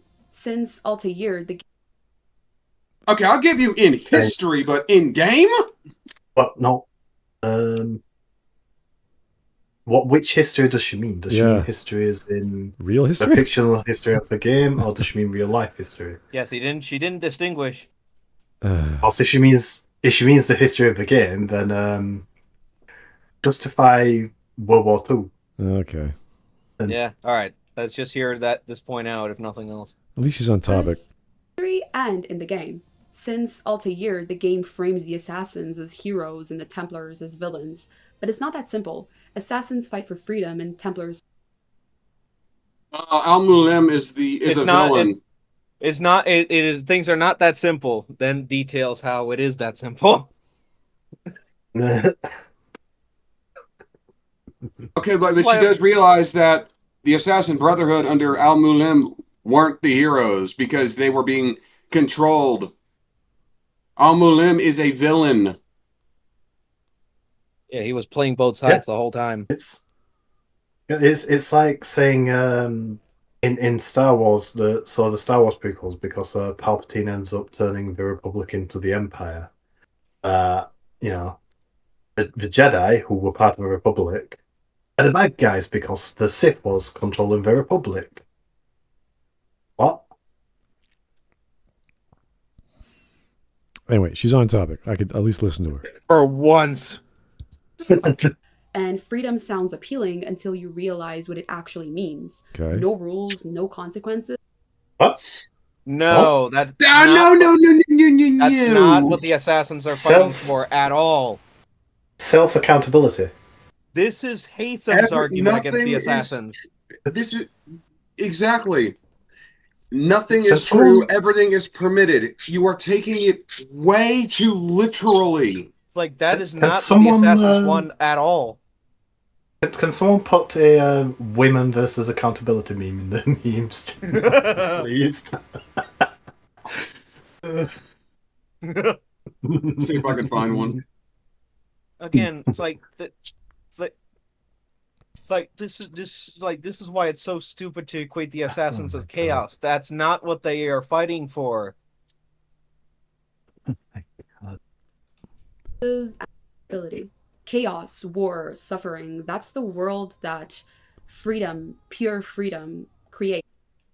And the assassins don't want pure freedom by that definition. Well, even this idea that she's taking these extremes, like whatever pure freedom means, they don't want complete despotism. They don't want like random, like barbarous people who's running around.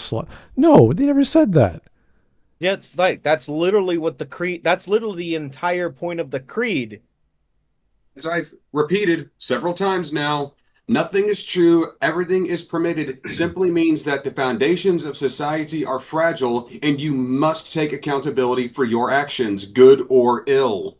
Yeah, which is again the entire point of both Altair and Edward's arcs. Because they took the creed too literally. Yeah. And to the point where in 3, like, Haytham makes his argument against the assassins under the false assumption that that's what they want, which is, it's not. It's like Haytham is wrong in that conversation because of that.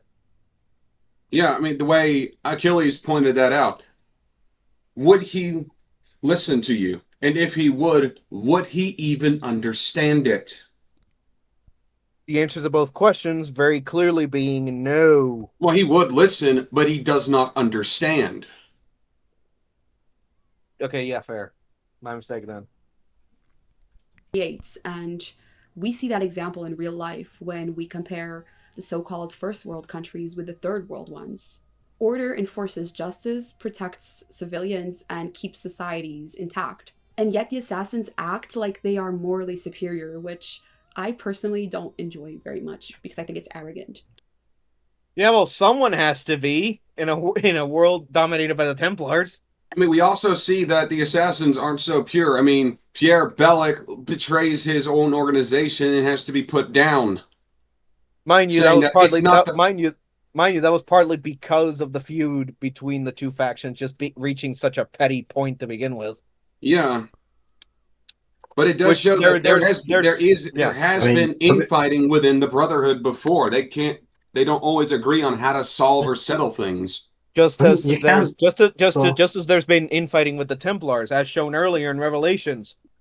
But because Revelations is literally just two factions of Templars going to war with each other because neither one agrees on how to control the world. Yeah. You can't expect the Assassins or Templars in Unity to act like civilized human beings. Well, we know that, but we know that. But that aside, still, both organizations are flawed. One is a whole hell of a lot worse than the other. Yeah, and ultimately, the assassins offer the better reward for fighting the good fight. And going back to 4 for a minute, Edward does learn the hard way the true meaning of the creed of the tenets after he loses everything and escapes imprisonment. One of the assassins handing him back his robes. You haven't earned these, but they suit you. Because he was already on the path to understanding what the creed actually meant. At that point, he did understand what it means. In fact, everything I have is on a fragile foundation, and I have to live with the consequences of my actions. Though, to be fair to the assassins in that era, it's like Edward never really became a proper assassin until after the events of the game. Yeah. He never officially joined until after he reunited with his daughter. True. The whole point of that is an outsider's perspective into the conflict. Yeah, but I'm pretty sure by the time Haytham was born, he was already a proper assassin. But that's a whole other thing. He was, because Templars hired a group of mercenaries to get their revenge, and he does kill most of them, but at the cost of his own life. Yeah.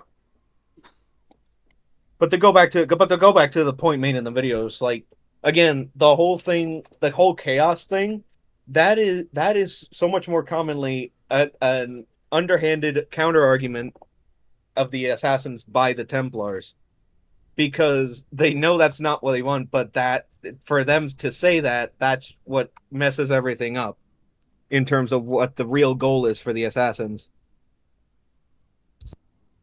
It's just you learn this naturally when you play the games. You realize that people like Haytham are wrong on this. Killing Templars being Templars for their identity. In Assassin's Creed 1, Altair is trained to believe that if someone has the Red Cross, they are evil, and it doesn't matter if they are actually doing good in Jerusalem. The fact that he married a Templar says otherwise. Mind you, that was later. That was in one of the spin-offs, but still. Yeah. That's still canonical, like his wife was a Templar. Yeah. But she did defect. Yes, but they still conceived a child while she was a Templar. Yeah. We see Yeah. that in Assassin's Creed 2. Yeah, they both realize that there are exceptions among both sides, more especially with the Templars, where it's like because there are Templars in the series that just are part of that faction out of fear and out of being controlled by the higher powers. I mean, we see that with AC1's interrogations. That's fair. Yeah. They just joined the Templars because they genuinely felt that it would be a real benefit to them, regardless of what the ultimate goal was.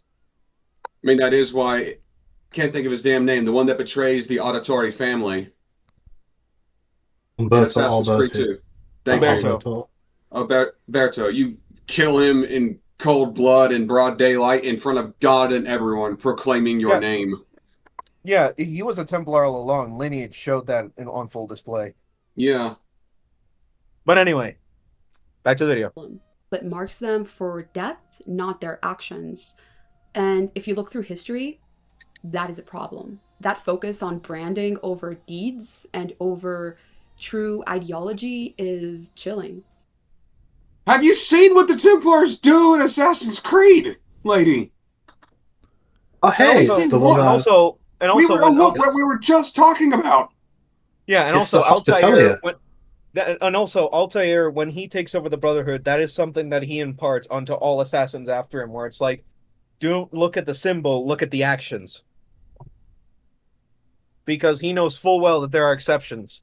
There are good men like who his own use wife. there are good men who have flown that symbol. Take a look at their actions, not their lineage. Yeah, like several targets in this game, regardless of what they actually did. Oh yeah, this is the doctor that just likes torturing people. There was I don't know what the fuck he was. He butchered a merchant in the street because of low stocks. There was some nobleman who poisoned guests at a party through wine in a fountain. Yeah, that was the fatty. Who was also gay. Yeah, look at what and a Muslim. It makes me think of the Iranian conflict where the new Ayatollah came out as gay. That's hilarious to me. I'm sorry, that's fucking hilarious to me. Anyway, look at what these people are fucking doing. Seriously. They are not good people. Of some of history's darkest ideologies. That guy the Holden where has his legs people were broken, so he punished can't stay. for being who they are. Colonial assassins in Assassin's Creed 3 and Rogue makes things even worse. They break every tenet they preach. Well, Rogue did. 3 was rebuilding the foundation rebuilding the Brotherhood on those tenets. Yeah. Well, mind you, even in Unity, the DLC kind of like added some context in terms of Arnaud's journey, where by the end of the extended story, like he was actively following the Creed, regardless of him being part of the Brotherhood.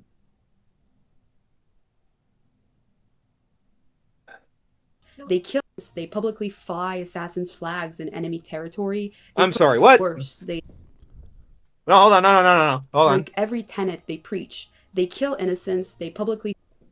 I'm pretty sure the soldier there is not an innocent. And also, killing innocents is the first tenet of the Creed. Stay your blade from the flesh of the innocent. That's Altair killing a Templar guard. It's like have there been instances where they've done it by mistake or by error? Yes, and they face the consequences for it. We see that in Revelations with one of the training, with one of Ezio's training missions. Yeah, one of the Master Assassin missions for the recruits. Because he was rash and rushed into a conflict. Well, no, even if Ezio himself killed someone who he was led to believe was a Templar, but no, he was an assassin ally the whole time. Forgive me. Yep. He begs the man's forgiveness on his deathbed. Which means Ezio in that moment broke the first tenet. But he faced consequences for it late down the line. You bitch. I don't think she paid attention to the game. It's not. Now, it's not that it never happened. It certainly happened. but it's addressed. Fly flags in enemy territory, they put people at risk to pursue their ideological crusade. They ignore the stay or blade from the flesh of the innocent. They flaunt the hide in plain sight, and they compromise the brotherhood for personal pride. Citation needed. We know I mean, it they're showing Provide Syndicate examples. here. I mean, I know in That's Revelations you. I thought that was Revelations. Yeah, this is Unity. Or Syndicate, excuse me. In Revelations, you take over towers and fly banners, but that's just part of the take control of Constantinople. Also in Rogue, the assassins are outright doing it, and Shay puts a stop to it. Yeah, but also the when the assassins fly their flags, it's they disguise their symbol as something else. The symbol is incorporated onto another flag, which is why the auditory crest is an assassin symbol, and you see the how that's disguised. the colonial Templars. You incorporated their symbol onto the Betsy Ross. Or excuse not the Colonial Brotherhood, excuse me. Misspoke there. Yeah, I looked it up. The While auditory Templars crest are features doing the eagle. Work of keeping order, of enforcing justice, and protecting cities. So ultimately, the assassin's moralizing feels childish, naive, and reckless.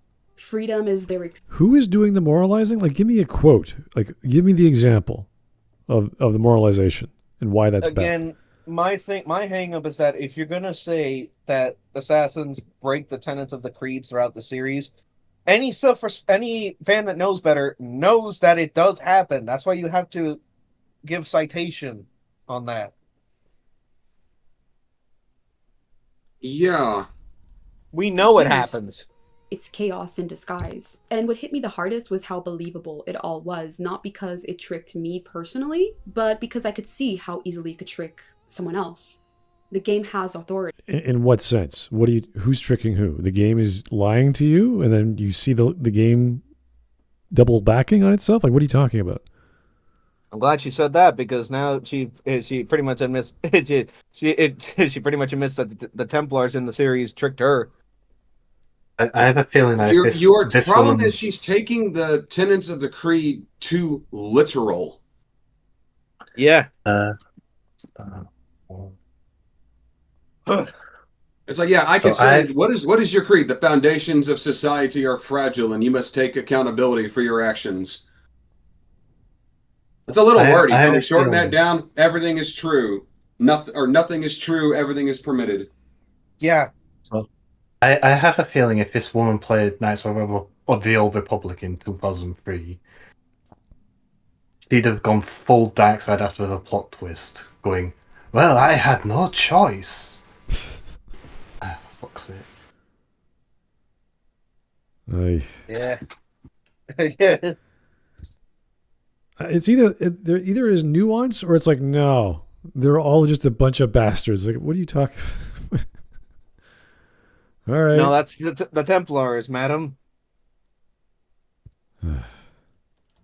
When a city is rendered this beautifully, when history is this... So because the game is pretty and the music sounds nice and I like the voice acting and everything looks nice and sounds great, I'm offended. Okay. No, therefore the Templars are right. The good guys are bad. I'm offended. It must be the other way around. Okay, sure. This immersive, it starts to... It's immersive, therefore I'm right. Feel true, every single part of it. And remember that in the beginning of the game itself, there is the disclaimer. People from all faiths and cultures were consulted before the creation of this. That's game. stupid. So you're using the Unity disclaimer. Yeah, this is... Well, no, I saw that at the start of 3 as well. No, we're talking about 1. This is the same as Shadow's nonsense. We consulted with Japanese historians and blah blah. It's like, sure. It's like the one historian that was completely talking shit. Who made up that book or something? This is basically at the start of every Assassin's Creed game. Inspired by this is basically at the start of every game. Yeah, it's like Although in all seriousness, I'm trying to remember if it was in 1. Well, with Ubisoft, It it's like, was. hey guys, we're so historically accurate. We talk to experts. It's like, oh bravo, it's like a standing ovation. Ubisoft, how about a back pat? What does this do for us? This tells me absolutely nothing, and especially when we saw the controversy with Shadows, which was a pile of crap. Because they're going to do whatever they want anyway. It's Assassin's Creed. It's fiction. It's not supposed to be historically accurate. It's supposed to be using as a setting, and let's tell our own story. What happened, like with the assassination of Kennedy? Let's make it the Templar plot. Like, okay, sure. I don't care. Go for it. So all this idea of consulting with experts and this and that, the only thing I could say is accurate historically are the dimensions of certain objects or buildings or structures. Those are what I was impressed by when you play the second and third games, because it's in Renaissance Italy, and you go through the Dome of the Rock. It's like, this is beautiful, this is amazing, and it has all the walls you can climb. You can get really close up to the walls and the marble. That was like, hey, it's like going to Italy, only you get to touch stuff. That's cool. So yes, part of it is historically accurate as a setting, as a world, not as, look, there's Da Vinci, and he's making a hidden blade. It's like, okay, did he actually do that? No, I don't think so. Like, he could have, sure, he made lots of things, but that's silly to start extrapolating. Well, Da Vinci was really a Templar because he was wanting to control the science and technology to keep humanity safe. And Fred's back. It's a silly, weird argument, and why she's making these observations is just obfuscating the fact she has no argument. She's just like, I don't like the assassins because they're bastards. You're Smud, you're sounding a bit robotic. Yeah, I left the call just to make sure it wasn't just me. And it's not just me. Okay, I could change things. That's like not a big deal. Oh, let me see. You sound okay now.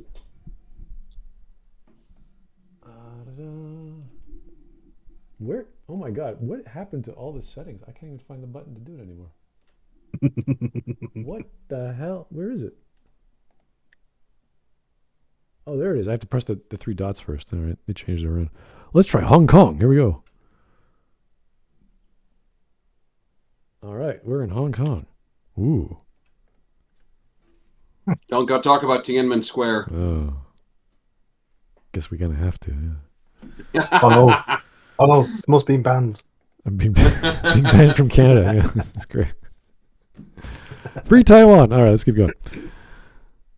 I do believe that the historical part of it was almost fact-checked in a way. And yes, a game is a game, and games should not be censored at all. That's not what I'm advocating for here at all. No one thinks that's what you're doing. Fact, because science shows that immersive storytelling blurs the line between fact and fiction in our brains, especially when that storytelling... What is she talking about? Hold on. I don't think anybody takes Assassin's Creed as historical accuracy. Is she one of those people that can't tell the difference between reality and fiction?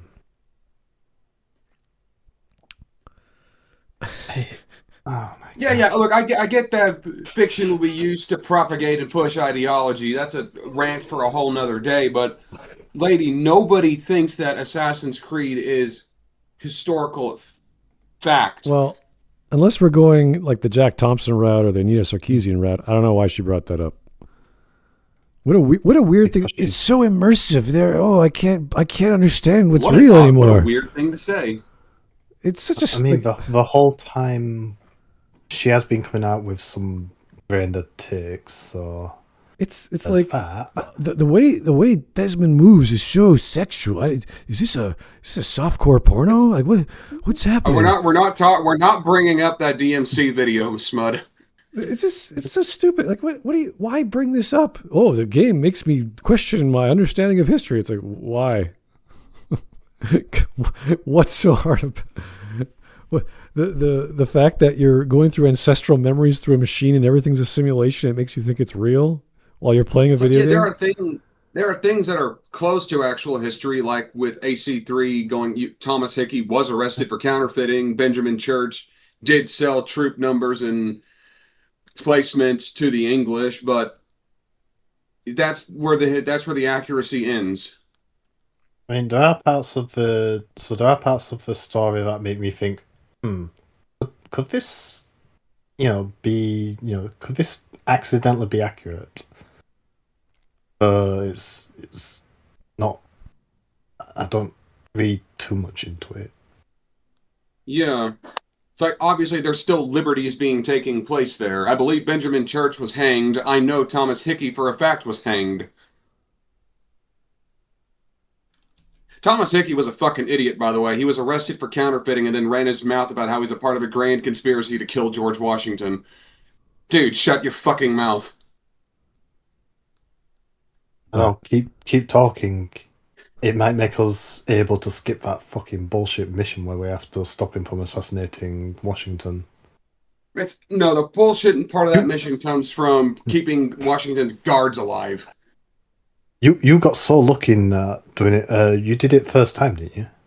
No, it took me a few tries. Okay. I just figured out a strategy of, you know what, I'm just gonna draw the mercenaries over there so I can kill two birds with one stone. Anyway. Plus, I remember being Big rock, frustrated little watching. birds.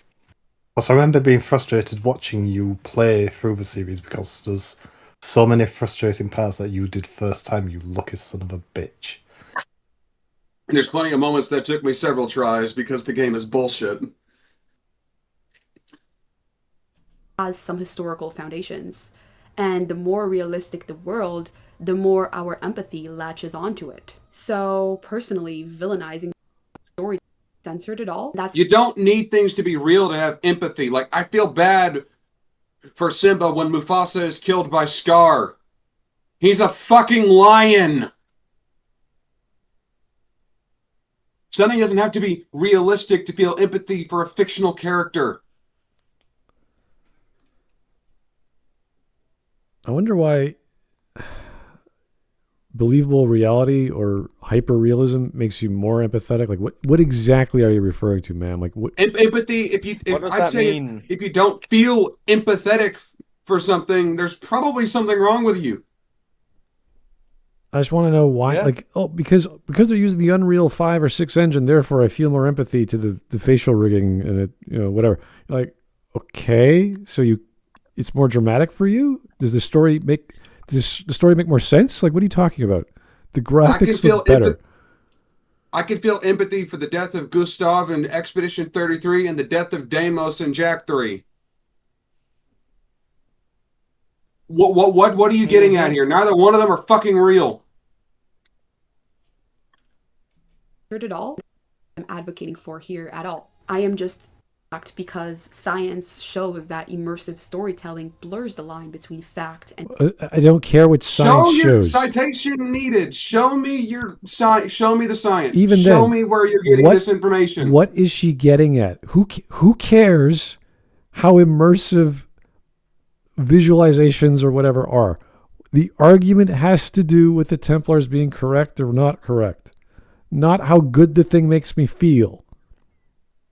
And adding to that whole empathy thing, it can even be done in literature. I'm reading Metro 2034 right now. I feel bad for Sasha and Hunter when they got hospitalized by the Umpire. One took it a whole lot. One got the brunt of it, and the other got off without a scratch out of pure luck. I can still feel empathy for these characters. It doesn't have to look real. It doesn't even have to have a picture for it to be there. That's not relevant to this conversation. Fiction in our brains, especially when that storytelling has some historical foundations. And the more realistic the world, the more our empathy latches onto it. So personally, no. Villainizing the Templars struck a nerve. My ancestry ties back to What? Oh, here we go. the real Knights Templar. Okay, People cool. who built lasting institutions, defended communities, and preserved our culture. Seeing them reduced to a generic villain cult felt lazy, morally inverted, and just kind of wrong. Okay. You can take issue with that, but understand that this is fiction and not to be an accurate representation of the actual Knights Templar who were betrayed by the very people that employed them. It's not meant to be an accurate representation of them. In fact, you could even make the argument that these are not the real Knights Templars. That after the real ones died out, this is what replaced them.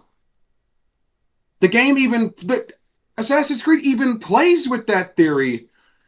Considering in AC3, when Connor mentions Templars to one of the assassin recruits, he thought they had already died out.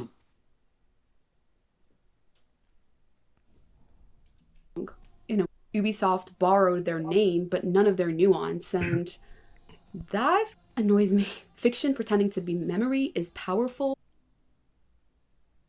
It's just fiction! She could be annoyed. That's fine. She didn't elaborate. That's fine. I played the game, and this element I did not like. Fine. And she went on. That's okay. I'm okay with that. Dangerous. Even manipulative. So by the end of the game, I could see and admire what it had accomplished as a game, as the development, while still acknowledging how easily stories can rewrite our understanding of the past. Please tell me you didn't take...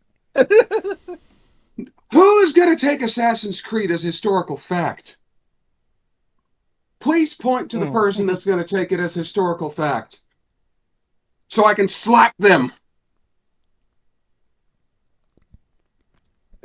Anyway. Wait, show me on this doll with the assassin shanked you. Point to the piece of armor on the Templar that made you. I'm making that a meme. I am making that a meme. This is historically inaccurate, and it made me sad. Oh, Templars number 1, 100%.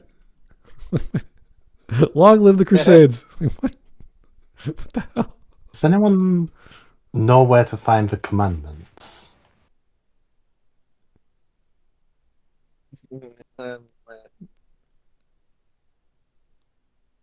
Anyway. Yeah.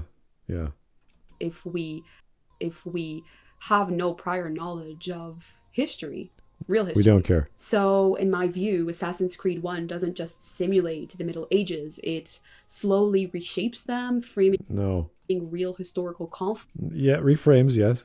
As simple binaries, freedom versus control, good versus evil.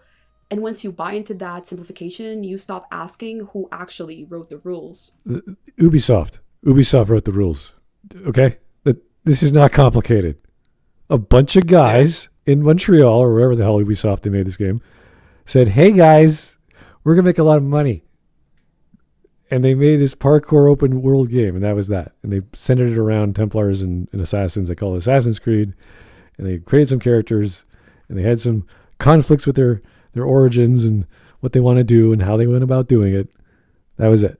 That's it. We're not trying to resolve the Dark Ages and the time before Christ and what the Assassin's Order was all about. They're just telling their own story. That's it. Nothing complicated. So by the time I reached the end of the game, the final confrontation, the map reveal, Desmond's strange visions bleeding into reality, I mostly felt relief. Not because it was bad at all, but because it did feel done. No, there were definitely bad parts. So there's nothing wrong with that.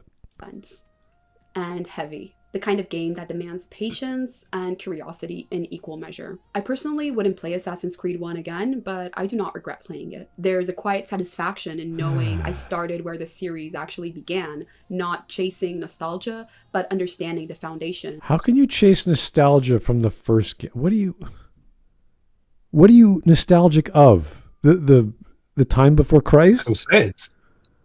Constantinople? Like what? The Crusades.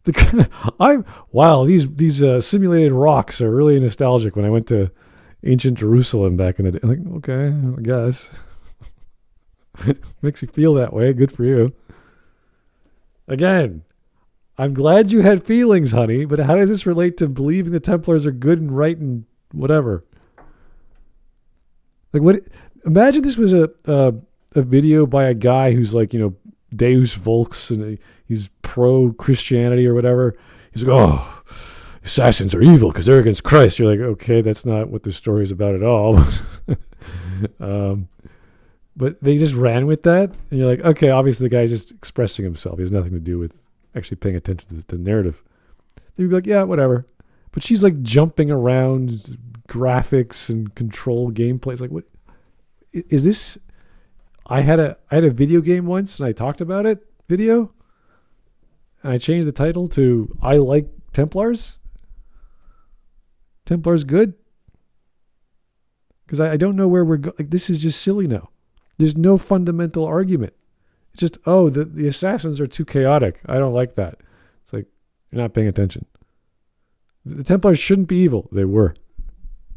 They were very evil. They were notoriously, monstrously evil. It's like saying, well, the Empire in Star Wars had a few bad apples, but other than that, it's pretty good. It's got order. Stop all the people coming in. No. It's got peace, freedom, justice, and security. Yes, thank you. It's like such like I bought into this crap. Like, thank you, honey. Those are the 10 Commandments, by the way. Okay. Secret War, Principal Killers, Foundational Conflict, Assassin Fantasy. Okay. Oh, this is the Bible of how they created the games. You mean the 10? Yeah, this is a good chunk of the series. A good the rules for chunk of creating the games. Yeah. A good chunk of the series follows all of these down to a T. No future settings, bendable accuracy. Yeah, this is fine. You could do this. Totally cool. Yeah. The thing I didn't like about Assassin's Creed, if I remember, was when you find those little pieces of Eden or whatever, the secrets, you get this crazy little video replay of a bunch of whatever running through the garden. And it's like a 1 second clip. You're like, what the hell is that? Then you get like a 1 second clip after that. And you get, what the hell was that? And that's the whole like secret. I'm like, this is so silly. No. That's until you find all 20 of them. Right. Then it shows you the full video. Right. And I thought, Apparently, she's in the United Kingdom. yeah, with all her cats. That explains a lot. British. Oh my god, she is Is she she someone is in a that fled? socialist hellhole. Yeah. I don't know. I'm looking at her YouTube account. Apparently, she is in the United Kingdom. All right. Good for her. It's probably worse there than it is in Canada, but I wouldn't know. So. It is. Yeah. All right. Anyway. Parts of it. Well, we're the only We G7. still don't. Apparently, Canada's the only G7 country in a Assassin's recession. Creed 2 So. is about how Ezio gets forced into a cult. What? I mean, that's Please. that's definitely one way of putting it. It's Yeah. not wrong per se, but The Templars are the cult, though. it's not entirely right either. It's not right at all. Well, it's called a brotherhood for a reason, so use the right words. Anyway. It's like reading the first draft of a novel that would go on to define a whole genre. Rough around the yes. edges, but you can feel the ideas pulsing under the surface. The ambition, the boldness, the philosophical bite. And I ended up enjoying that part too. The sheer scope of what Assassin's Creed 1 tried to do worked in a way. That the game didn't just want to entertain, it wanted to argue a bit about morality, about control, about faith, about human nature, all while pretending to be a stealth action game. Most titles today do not reach that high. It's also funny in a way that a game obsessed with control and obedience became the start of a franchise known for freedom. And then we have one of my absolute favorite Assassin's Creed games, which is number 2. And I believe it took the formula and it made it accessible faster, warmer, and more human. Yeah, Assassin's Creed 2 is a better game. That's just an example of improving upon what you build.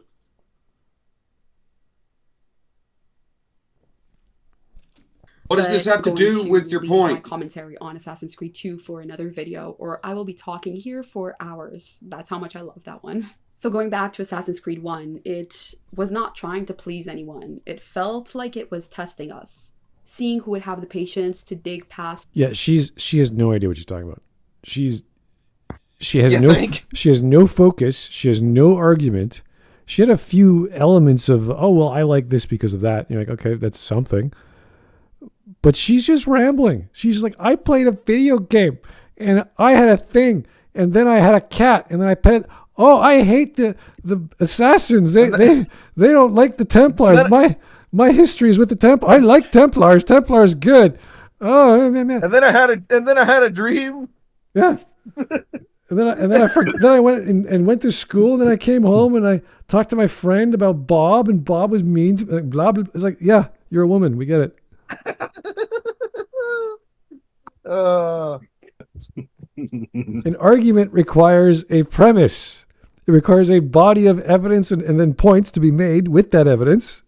And then you come to some sort of clarity of conclusion where things make sense at the end. Not this game is a fun game. I like the second game. Second game, my favorite. No, honey. This is not how we make an essay. This is how you talk to one of your friends on the weekend for 2 hours and you have nothing better to do. Oh my God. Anyway, we're almost done. It's just 3 minutes left. And find the philosophy buried underneath it. So when I finally shut down the game and uninstalled it, I didn't feel triumphant, but I felt contemplative. I had seen a world that looked ancient but spoke to modern anxieties, the fear of chaos. You can see where she makes cuts by the way the cat jumps around.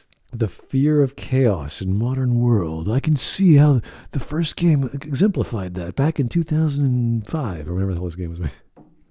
7. Chaos. I think. Again, it's the philosophy of the tenets of the creed are about self-restraint.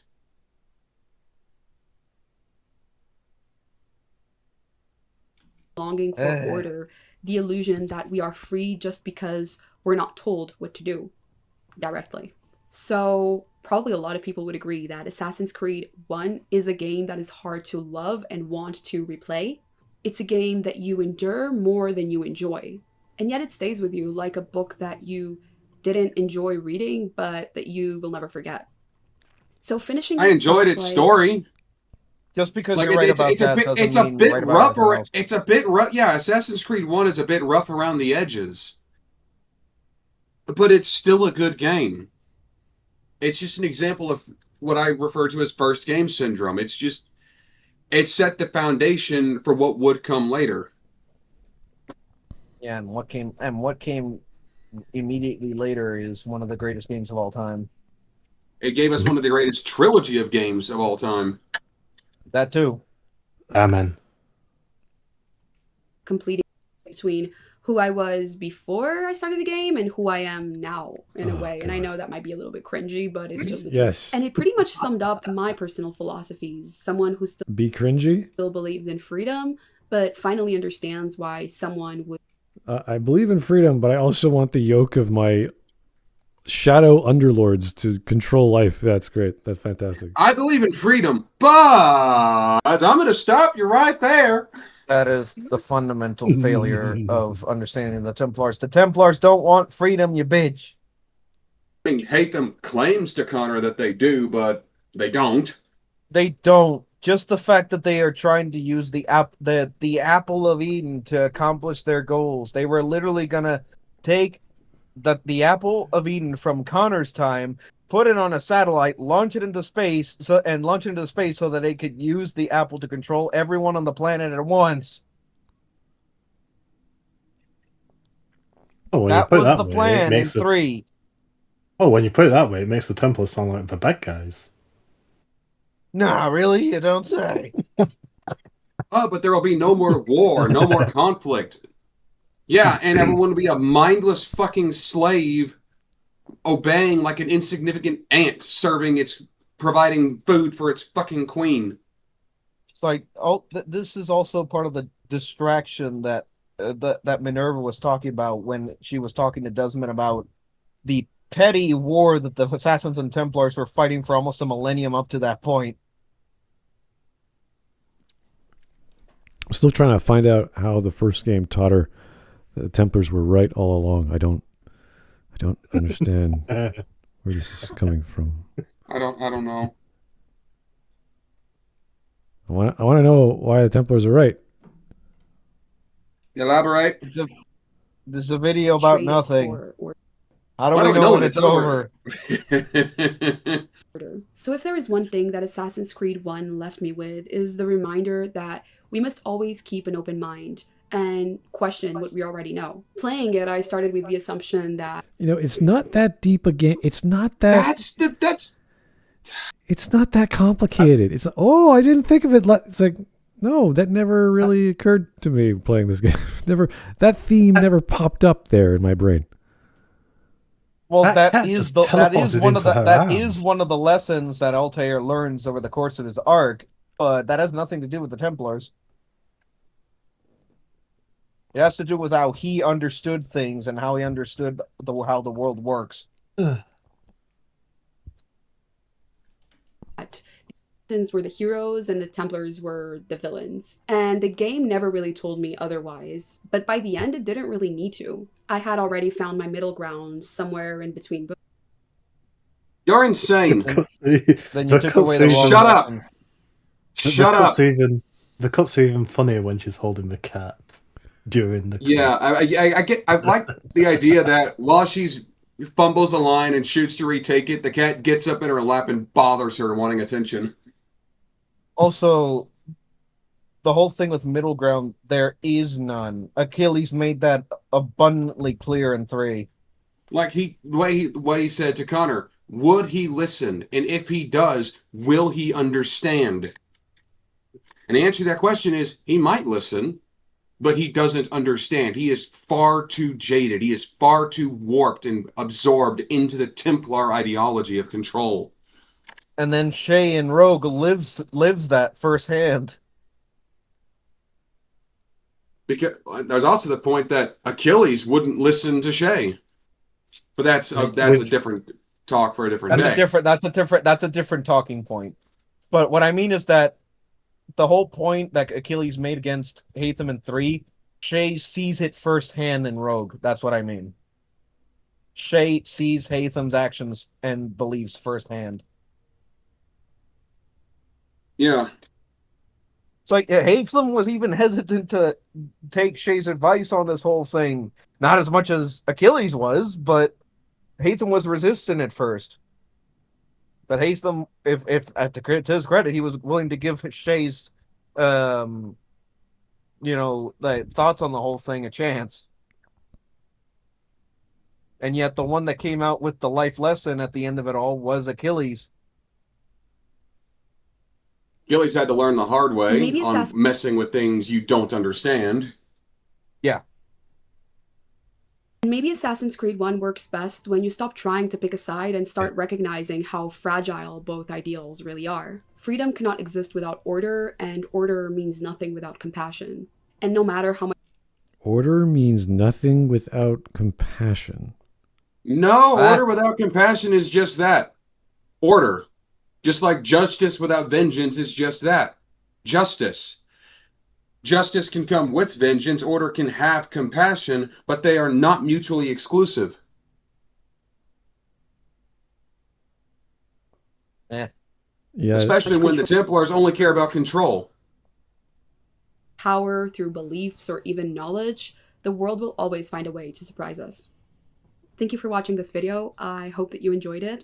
And as always, if you liked it, don't forget to leave a like. If you did not agree with something I said, you are welcome to leave a as well. I am always open for conversation as long as we remain respectful. I'm seeing something after this on the next one. I think we need to have women stop pontificating about every goddamn thing in existence, and I think we'd be happier as a species. We'd just be like, oh wow. What is that disclaimer? Let me just go with the original video. Hold on, I have it right here. What's that comment about? What's that phrase about women and speaking again? I can't remember. It's too painful. Hold on. There's a disclaimer that the freaking videos there are blocking. I have it right here. Send, damn you. Well, share with class. Yeah, there it is. The views and opinions expressed in this video are solely my own and do not necessarily reflect the views or opinions of entities, organizations, employers, affiliates I may be associated with. The content is provided for general information and entertainment purposes only.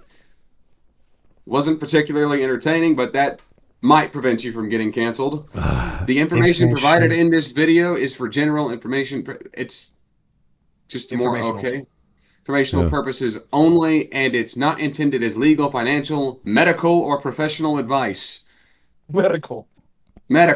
Okay? All content is provided as is without any representations or warranties expressed or implied. The creator of this video makes no guarantees about the completeness, accuracy, reliability, or suitability of the information presented. Yeah, with all that said, this video's stupid. I've got nothing on this. I don't. I love this. I mean, it's not really complete. Where are you at in the it's memes? nice Let us catch up. I think Okay. he just did Okay, Assassin's Creed, and now he's you're at the Reddit post? or game set. Great. Oh, green Reddit. Perfect. Okay. Yeah.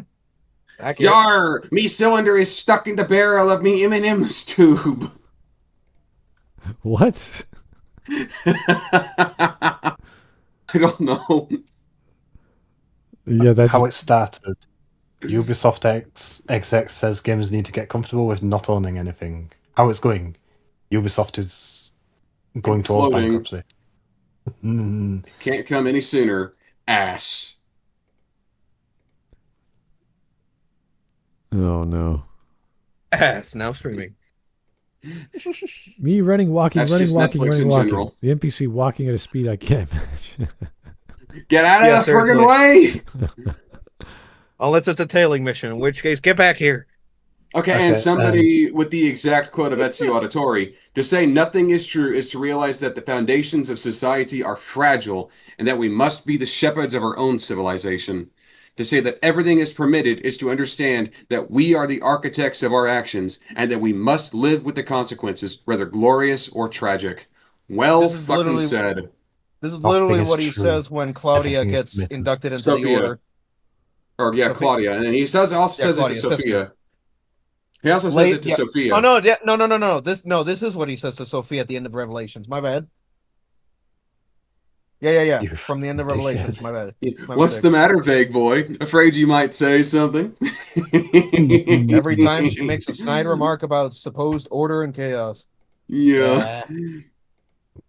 The greatest failing of Assassin's Creed is not continuing the plot line with Juno's return in the games and instead regulate it to the comics. Yeah, I Relegate. forgot Yeah, they- They relegated it did that. entirely to the comics after 3. And there's nothing wrong with having comic tie-ins. That's fine. It's just The problem is that they migrated the thing that was supposed to be the main plot of the games over to the comics. like you can do both. You can have some That's- in-between that's information in your okay. comics. Where is Charles Lee? He's in the bottom right corner. I think he's circled by that gold ring. Is he? Yeah. Is he actually there? Yes, that's great. He is. He is. Where? Bottom Oh. right corner. Okay. And then Okay. when she's mentioned about the gameplay, skill issue. Smug foxu. Templars seek peace, but with Then order. this next one. Hold on. Where is This Charles Lee? No. Hold on. It's Before you guys George read Washington. that off. Before you guys read that off, this one is replying to the earlier thing about the response to Connor in Assassin's Creed 3. Let me just read that off first, and then you guys can go ahead. And it's like, remember how practically everyone on the internet hated Connor for being boring, so every game following 3 has its protagonist be quippy and more charismatic. And then this meme replies to that, right? With I like Connor. I think Connor's a good protagonist. like Connor's all right. He's not as bad as people said he was. Like he's driven, and like at the moment where Hatham tries to use his simplicity, the fact that he is single-minded against him, like it was George Washington that burnt your village. He's the true monster. what I would year- say the same on Charles Lee. What year Yeah. did the first John Wick movie come out? Because Connor's basically Let me find that quick. Connor's basically that in colonial 2014. It came out 2 years after AC3. No, Uh-huh. he's the So- promise for a so, better yeah. future. The sheep need a shepherd. Give me Lee. Yeah. It's like And then everything he does by your command. At that moment, And then- it was about more than vengeance. It was about stopping a deranged monster now from I know. hurting anyone I was else. gonna say Connor has Lee, Edward has Roberts. Yeah. All right. So Now this I is- know where Connor's Charles Lee anger came from. This is 31 seconds. Should we play it or just skip it? And Watch it. If you want. It's not. There's no issue with watching it. It's just. Roberts! It's just a compilation. All right, I'll watch it later. Given what actually happened in real life, The Templars given what being the actually ones to happened in real life, assassinate the Templars JFK being- for wanting to use an apple of Eden to end the racism isn't so far-fetched. Yeah. Yeah. Also, this Yeah, and also the shortcomings of universe- this are funny because boom, Oh. Yeah, there's an axe in sticking out of the- his face. Yeah. Remind me. universe, Is it? his assassination was them hiding a theft. They were stealing the apple from him and use the assassination to hide that. Yeah. With that said, like, remind me. Doesn't he literally have the apple right next to him when he gets killed in universe? I think so. Yes. The only Templars I stand by. And then the next thing is replying to the JFK thing. To be fair, using the apple. To be fair, using the apple Where to make is your people leader? not racist kind of denies the whole protecting freedom and free will part of the assassin and free will part of the assassins. You can be free, but must be brainwashed to not be racist. Yeah, that does kind of defeat the point. Yeah. I mean, it sounds like the UK government. Yeah. For Korshovo. Okay. Women accountability. What an odd thing to say. Show me on this door where the assassin shanked you. And the last one is Thanks, just sir. my response to the fucking video as a whole. Did you actually made that? Okay. I used image flip to make that. Bruh. Okay. I'm keeping that. Oh my god. Feel free Put it to in steal there. my meme. Feel free to steal just my did. meme. I just did. All right. Well, that was Anyway. not that painful. So but- really- This video. yeah. No, yes, it was. It was a very rambly sort of. I guess the title was clickbait because there was no actual argument to be made about how. Speaking of clickbait, look at this thumbnail on the left. The untold history of video game I- censorship and moral panic. Yeah, not my topic to cover. It's not very fun. Oh look, in the Don't- bottom I'm just right saying of that that's thumbnail, clickbaity. the Australian government and a bunch of payment processors used that one as justification for digital ID. Yeah. You know, of all the problems I have in my country, that has not popped up yet. I know it's popped up in the Yet. UK though. Yeah. Hoy. Anyway, that was 2 hours and almost a half of us trying to get through this, and I think we did okay. It wasn't. I only got angry twice, so that was different. It's sort of just like how this is gonna go, and you know where she's coming from. You're like, yeah, we don't need to hear this. This is not the Only right way. twice. Well, I was seething beneath the microphone. That's true, but no, it was just this silly. No, you were crashing out. Silly, childish. Sometimes. You could just hear them thinking. It's like, God, just stop that. It's not necessary. You don't have to go this route in your brain, ma'am. You can actually enjoy things, and have arguments that are logical and clear, as opposed to making up stuff because your ancient ancestors were Templars or some nonsense. Like, come on, what is this silly? Oh, my thousands of years ago, my great whatever fought in the Crusades. Like, great, fantastic, good for you. I'm glad you're proud. Doesn't mean every rendition of them in fiction is going to be nice to you, and you don't have to be against it. Hoy. All right. Well, been a while. I've been busy. You guys have been busy. I've had some computer problems, and this is actually a second account I told you on Windows, because I don't know. Windows is acting up. Drivers are acting up. I couldn't tell you, but I'm glad I got it working. I'm thankful only the microphone screwed up on Streamlabs. That was the only thing that broke, considering everything else. But yeah, thanks for popping in. It's a warm day today. It's not too hot, not too cold. Still going to enjoy it. Going to get some water, something cool. Relax, enjoy. You guys should be going to bed, some of you. But thank you for the topic. It's a different change of pace. Assassin's Creed is one of those games that sort of, I think there's like 20, 30 I'm of in an them. Assassin's Creed kick right now, but Yeah. The series, Mike, that was next year. That was Yeah. frustrating to watch. I'm going to be real. Yeah. Yeah. So, but yeah, this is at least on topic. So any other games where people have really bad takes, we'd be happy to cover. So keep those voting. So we'll keep the suggestions coming and the voting going. I think some of our regulars are busy, so we can't pop in all the time, but we can cover it now and again. So, yeah. Anyway, thank you for watching. We'll talk to you soon. Have yourself a good evening. Good night. Bye-bye. Goodbye. Have a wonderful time.